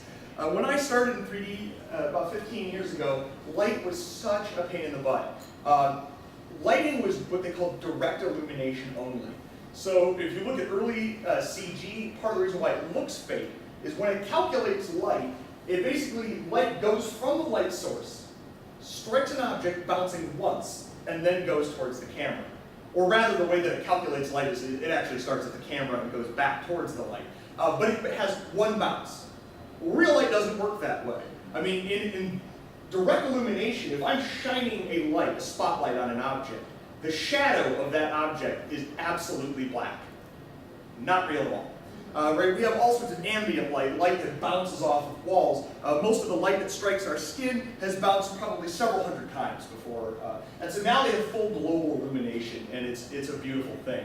You used to have to fake these things manually. So I would have to, if I was doing a 3D model of this room, I'd have to hide hundreds of light sources all around the walls just to create a very realistic kind of thing. But the beautiful thing is that now these algorithms for light are so realistic that in many ways they actually simulate how light really works. So in these examples here, it's not as if somebody colored each of these objects this way, but that they set exactly how light is refracted. You can calculate, through 3D objects, recreate the effects of light going through a stained glass window. and spreading a room in light. And you could create dust in a chapel so you actually see the shaft of colored light coming down. You can get effects. And in terms of understanding the objects that we study, this is often crucial. So again, thinking of my own background of Athens, the Propylaea on the Acropolis, that is the great gates that one entered the Acropolis from, were designed so that as one entered into darkness in these gates from the outside, temporarily sort of blinding you with the darkness. And if you walk through them, it takes just about the exact amount of time for an eye to adjust to the darkness when you appear on the other end. So when you actually walk out onto the Athenian Acropolis in the classical period, you would have been awestruck by the sheer fact of light alone. So again, it's something that I think 3D offers us a possibility with. Far less understood is the potential for sound. Digital Humanities, I'll just say generally, has been woken up to the possibilities of sound, but it is probably the least used or studied category. It is one that I think is just full of possibilities. I have to admit myself, at least compared to my wife, I am not an audiophile of any kind. She has a crazy good ear, so she would be way more interested in this than myself. But there's ability to study sound in all sorts of different ways. Now they have all sorts of algorithms that you can play a sound clip, and it can analyze that and find matches, not just for the entire clip, but also bits and bars. So you can easily see a song as a collection of allusions or references to other bits of songs, chord structures, these sorts of things. There's also, we can use 3D to represent sound in different ways, which has been done for a while, right? People have traditionally drawn out sound waves, but I love this one. This is a frequency wave of a song wrapped in a sort of conical shape to look almost like a city. And so different songs look different, and that is actually a 3D printed object. So somebody suggested on their website that would be the coolest Grammy ever to get, is when you get your Grammy and you get your song in that shape. But there's also the ability, and this is something I don't know almost anything about the technology because I'm not an audiophile, but there's the ability to measure sound within 3D spaces, including hypothetical 3D spaces. So for example, I have here just a picture of, this is the theater at Ephesus, and it's famous. They love to do this demonstration. If you go there, they'll ask everybody to go up to these top benches, and they'll have you talk. You can talk, you can make noise, whatever. And somebody just walks out into the center of that stage, and they strike a match. And you can hear it like it's next to you all the way at the top. So clearly, ancient people were very interested in sound itself. And if we want to be able to recreate that, we need to understand it. And I know at least one scholar who's using 3D technology to try to make an argument as to how many people could actually hear a Roman magistrate addressing an assembly in the forum. When they say there were 10,000 people there hearing a speech, is that real? And he argues it is, that you can, given the right dimensions. And that involves a lot more than just the 3D shapes. At that point, you have to model things like the ways that objects bounce waves back, right? There's a difference between marble and obviously it's like a sound-absorbent material. Do you remember what the scholar's name was? Unfortunately, I do not. It was I spent a couple of days this week trying to figure that out. I could not. But if I do, I would do something like scanning an object. It just does not have that power. But again, it's way more available. So,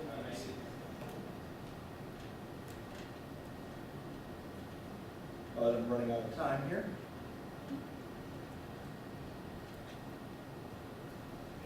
There's actually, I think, a better program from Autodesk. It's also online. Oh, yeah? It's called Recap 360. Oh. There's a free version. You're limited to 50 photos, but the models that I've given the same photos to 123D Catch and Recap does it better. Is it the same basic idea of the program? Or? Yeah. Really? You just don't get the phone apps or whatever. Oh, yeah. That's fine for me. That's great. I actually didn't know about that. So, fantastic. Yeah, so 123D Catch does have some issues sometimes. So I've certainly had problems. But the nice thing is, for 123D Catch, all you really need is any kind of digital camera, and you can walk around an object. It only really works for objects in this way. And snap a series of pictures. I think it requires a minimum of 20. Usually you want to take more than that. And you need to be roughly the same distance from the object. The most important thing is that you keep the focal length set on the object. Otherwise it has a hard time telling what it is. And then it takes all of those photos and compares them and builds a 3D model automatically on the basis of those photographs. And so here is, this summer I was in Naupaktos in the museum. They had a human skull inside a glass case. And that I did not think was going to turn out, but it actually did. It managed not to be confused by the glass and realized I was trying to aim at the object inside of it. And so now I can look at this human head whenever I want from any angle. Beauty of this sort of thing is you're not stuck to just this application. You can export it from here. I can load this into Blender. I can load this into Maya. I can do anything I want with it that way. I also can export it for 3D printing. So the beautiful thing is you're on vacation. You're in Italy. You see a really neat object. You're never going to be able to go back again. You can take pictures of it, see it forever on your computer, and even physically print it out and put it on your desk. So you don't have to buy overpriced statuettes and figurines at the museum if you don't want to. So it's really neat that way. The other thing too is that other users upload their models. So the one thing to be aware of with this is if you're not careful, unless you set your privacy settings a certain way, other individuals can see your models as well. So you don't want to be like putting proprietary data up on there in that way. But one can get all sorts of, there can be certain issues. So for example, I have this image of two Kuroi statues from Olympia, and they both have gigantic holes in the top of their heads because these statues are about 9.5 feet tall. And I was not about to try to bring a ladder into the museum at Olympia. I think I might have faced a few questions about that. So again, one can sort of see that there's the holes in the top of their heads. So it's anything but perfect. Also, as you suggest, right, sometimes you can punch in your photographs and you get crap. It doesn't come out very well. So, I think then, so I guess we are out of time. I can run for a few more minutes unless they need me out of here. I don't know, how do you folks feel? It's seriously fine if anybody needs to, if you need to go to, that's totally fine, I understand. Okay, I won't get long. So one other thing then to think of when we think of 3D things is 3D as physical simulation. And so I only have a small example of this because it's something I don't normally do.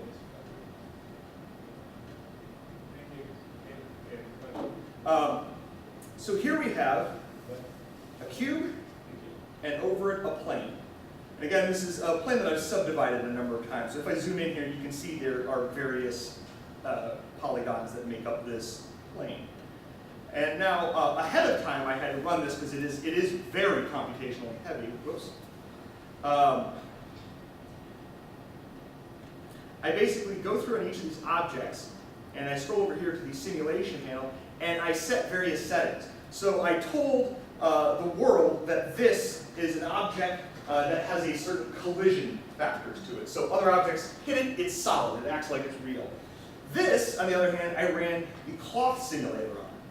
And it took about 20 minutes to calculate all this, but now when I hit play, and if you just let it go, and it even rolls all the way off of the top like that. And I did none of that myself. All I did was put the plane over the thing and hit go, and it figures it out. Now, for 3D modeling, that can be really nice for certain things that are super difficult. So for example, towels hanging on a towel rack are such a pain to model by traditional standards. But doing this sort of simulation, one can run it, let it drop, and then copy it out in its dropped form, and then sort of put that on there. In terms of digital humanities, there's all other potential applications. So for example, if you're wondering about an ancient town and its use of water, if one has a GIS elevation map, map that they have turned into a three-dimensional object, one can basically grab a big sphere over it, tell it that it's liquid, and drop it on the elevation map, and watch it hit and see where the water rolls into. So one can sort of mimic natural forces that way. What about friction?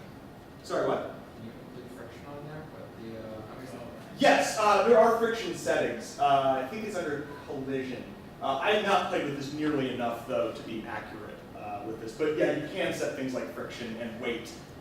So for that cloth, already I was setting things like its mass, how stiff it is, so I could make it a starchy towel as opposed to a freshly washed towel, that sort of thing. So there's all sorts of possibilities there. And I think, just to sort of end this all up, I'd like to shift forward a bit and think about one last application of 3D.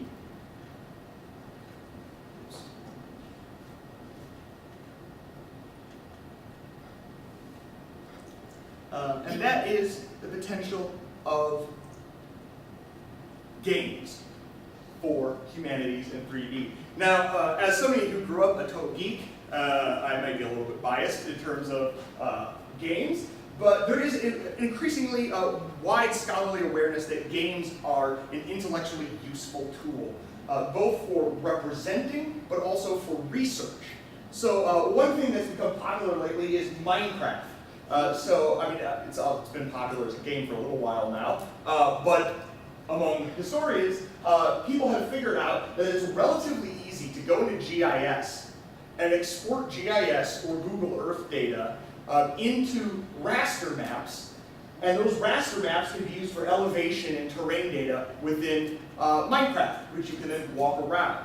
And then Minecraft itself is sort of like Lego building world game. It's really fun, but it's also, the problem with this sort of thing, the problem with games is when you let users do whatever they want, they do whatever they want. So some people have done things like recreate Rome and then have somebody else cover it in drawings of human body parts. The internet is what the internet is. I think probably in future weeks we'll talk a little bit about crowdsourcing, and that can always be a dangerous thing. For example, I know one university put an AI script up online that tried to learn human language so that it could sort of speak in a convincing way. And once the internet got a hold of this, that thing was spewing nothing but racial epithets and misogynistic language within a week.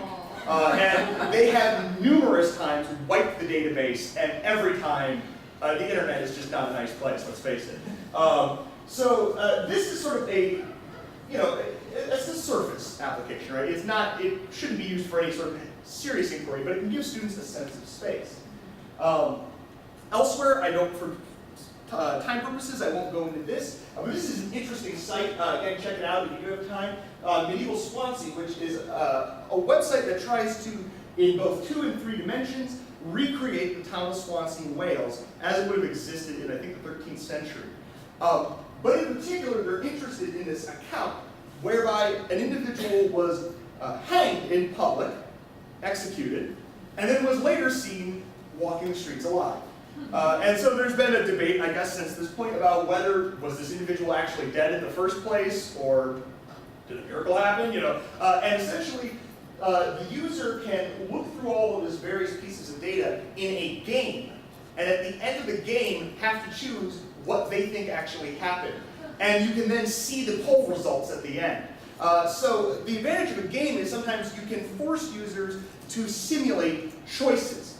To my mind, one of the most fun, but also powerful examples, I guess fun among some members of the audience as well, is Rome Total War. Now, I'll say right off, this game models some things very well. On the other hand, right, it models ancient history from the standpoint of the winner. It sees ancient history as a process entirely of armies and war, and so one could criticize it from that perspective, certainly. But in terms of thinking about the options this opens, I have to say for me, I have never to this date seen a more accurate representation of ancient armies fighting. None. And some of the reason why is the technology that went into the battlefield, which you can see on the left, is the same AI that powered Lord of the Rings, when they had those massive fight scenes, they had 10,000 orcs fighting 10,000 elves. Nobody could possibly animate that much. And so what they did was create an AI script where each AI actor had different weaponry, knew the weaponry in its hand, and essentially gauged and sized up whichever opponent was standing opposite them. And they fought automatically. So at no point did a puppeteer have to come in here and set the motions. No animator was involved in this. The folks at Rome Total War took that technology and applied it into a video game. So when you play the video game, you control them by overall units. Each one of these flags is a clickable unit. And you can, in fact, select them all and turn them into formations. So you can rather easily select all your units and say, get into a big line. And all you do is have to press go forward. But they all move as individuals, not as pre-programmed units. So if there's, for example, a rock in the battlefield, they all have to figure out their own way to maneuver around the rock. They lose formation. And realistically, just like it would have happened, even without them programming it in specially, if as they're trying to maneuver around this rock, they're hit by, say, a cavalry charge, it's far more devastating because they're not in formation to absorb the shock of that. All the physics are programmed into this. When an elephant hits a line of Roman soldiers, they actually have the various body masses of these things entered in, and so, which is fun because you can edit them. So you can set an elephant to weigh like 30 times more than it does, so when it hits a Roman soldier, the guy goes off into the stratosphere. But my point is, there are things here are modeled that we know, in fact, happened this way, but they did not predetermine it. So, for example, a Roman legion hitting a Macedonian phalanx. The Macedonian phalanx is these long 18-foot spears. Romans, short swords. Doesn't do so well against the spears. But if you play this game, again, they did not hard code this into the game. The AI naturally runs up against the spears, where they're not going to be able to press into it, and instead starts spilling around the sides of the Macedonian phalanx, just like real Roman soldiers did. So there are a number of ways that we can sort of, just for sheer simulation, rediscover these sorts of things. In addition, it also has a strategy component. We're actually seeing this is Rome Total War II, just came out, a game which I have not bought and will not buy because I want to get my dissertation done.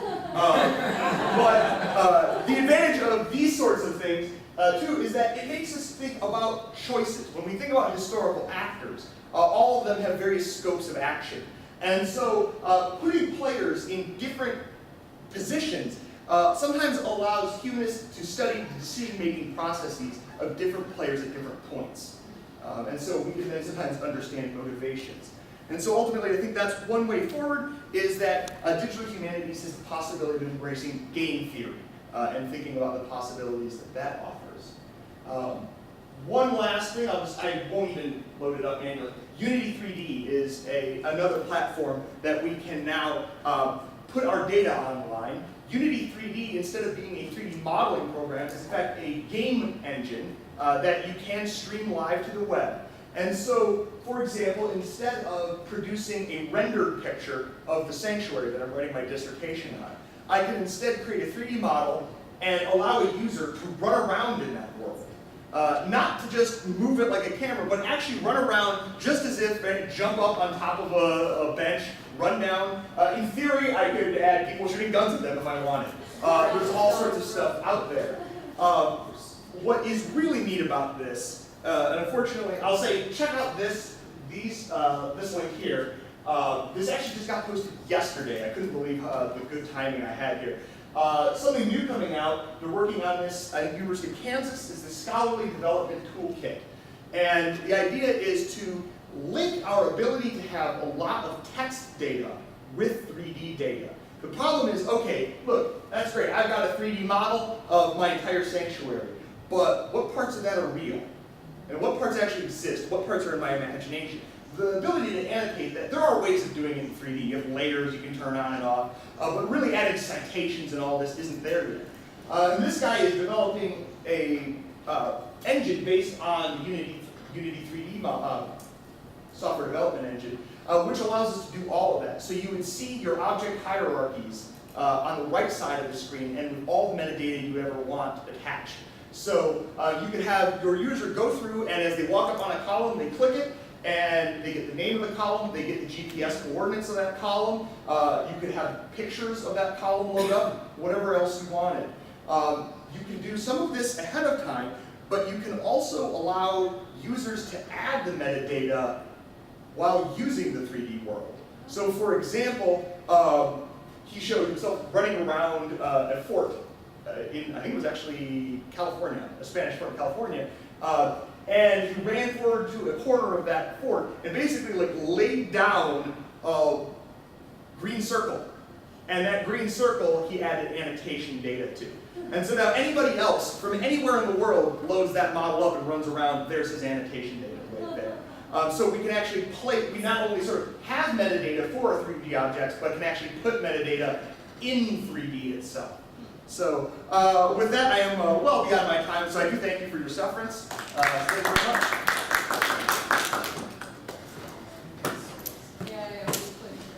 And again, if you have any questions, email me. I'll send out the Canvas invitation links, so you'll get those probably tomorrow, I'm guessing. The ABC is running 2 workshops next week. Oh, yes. One workshop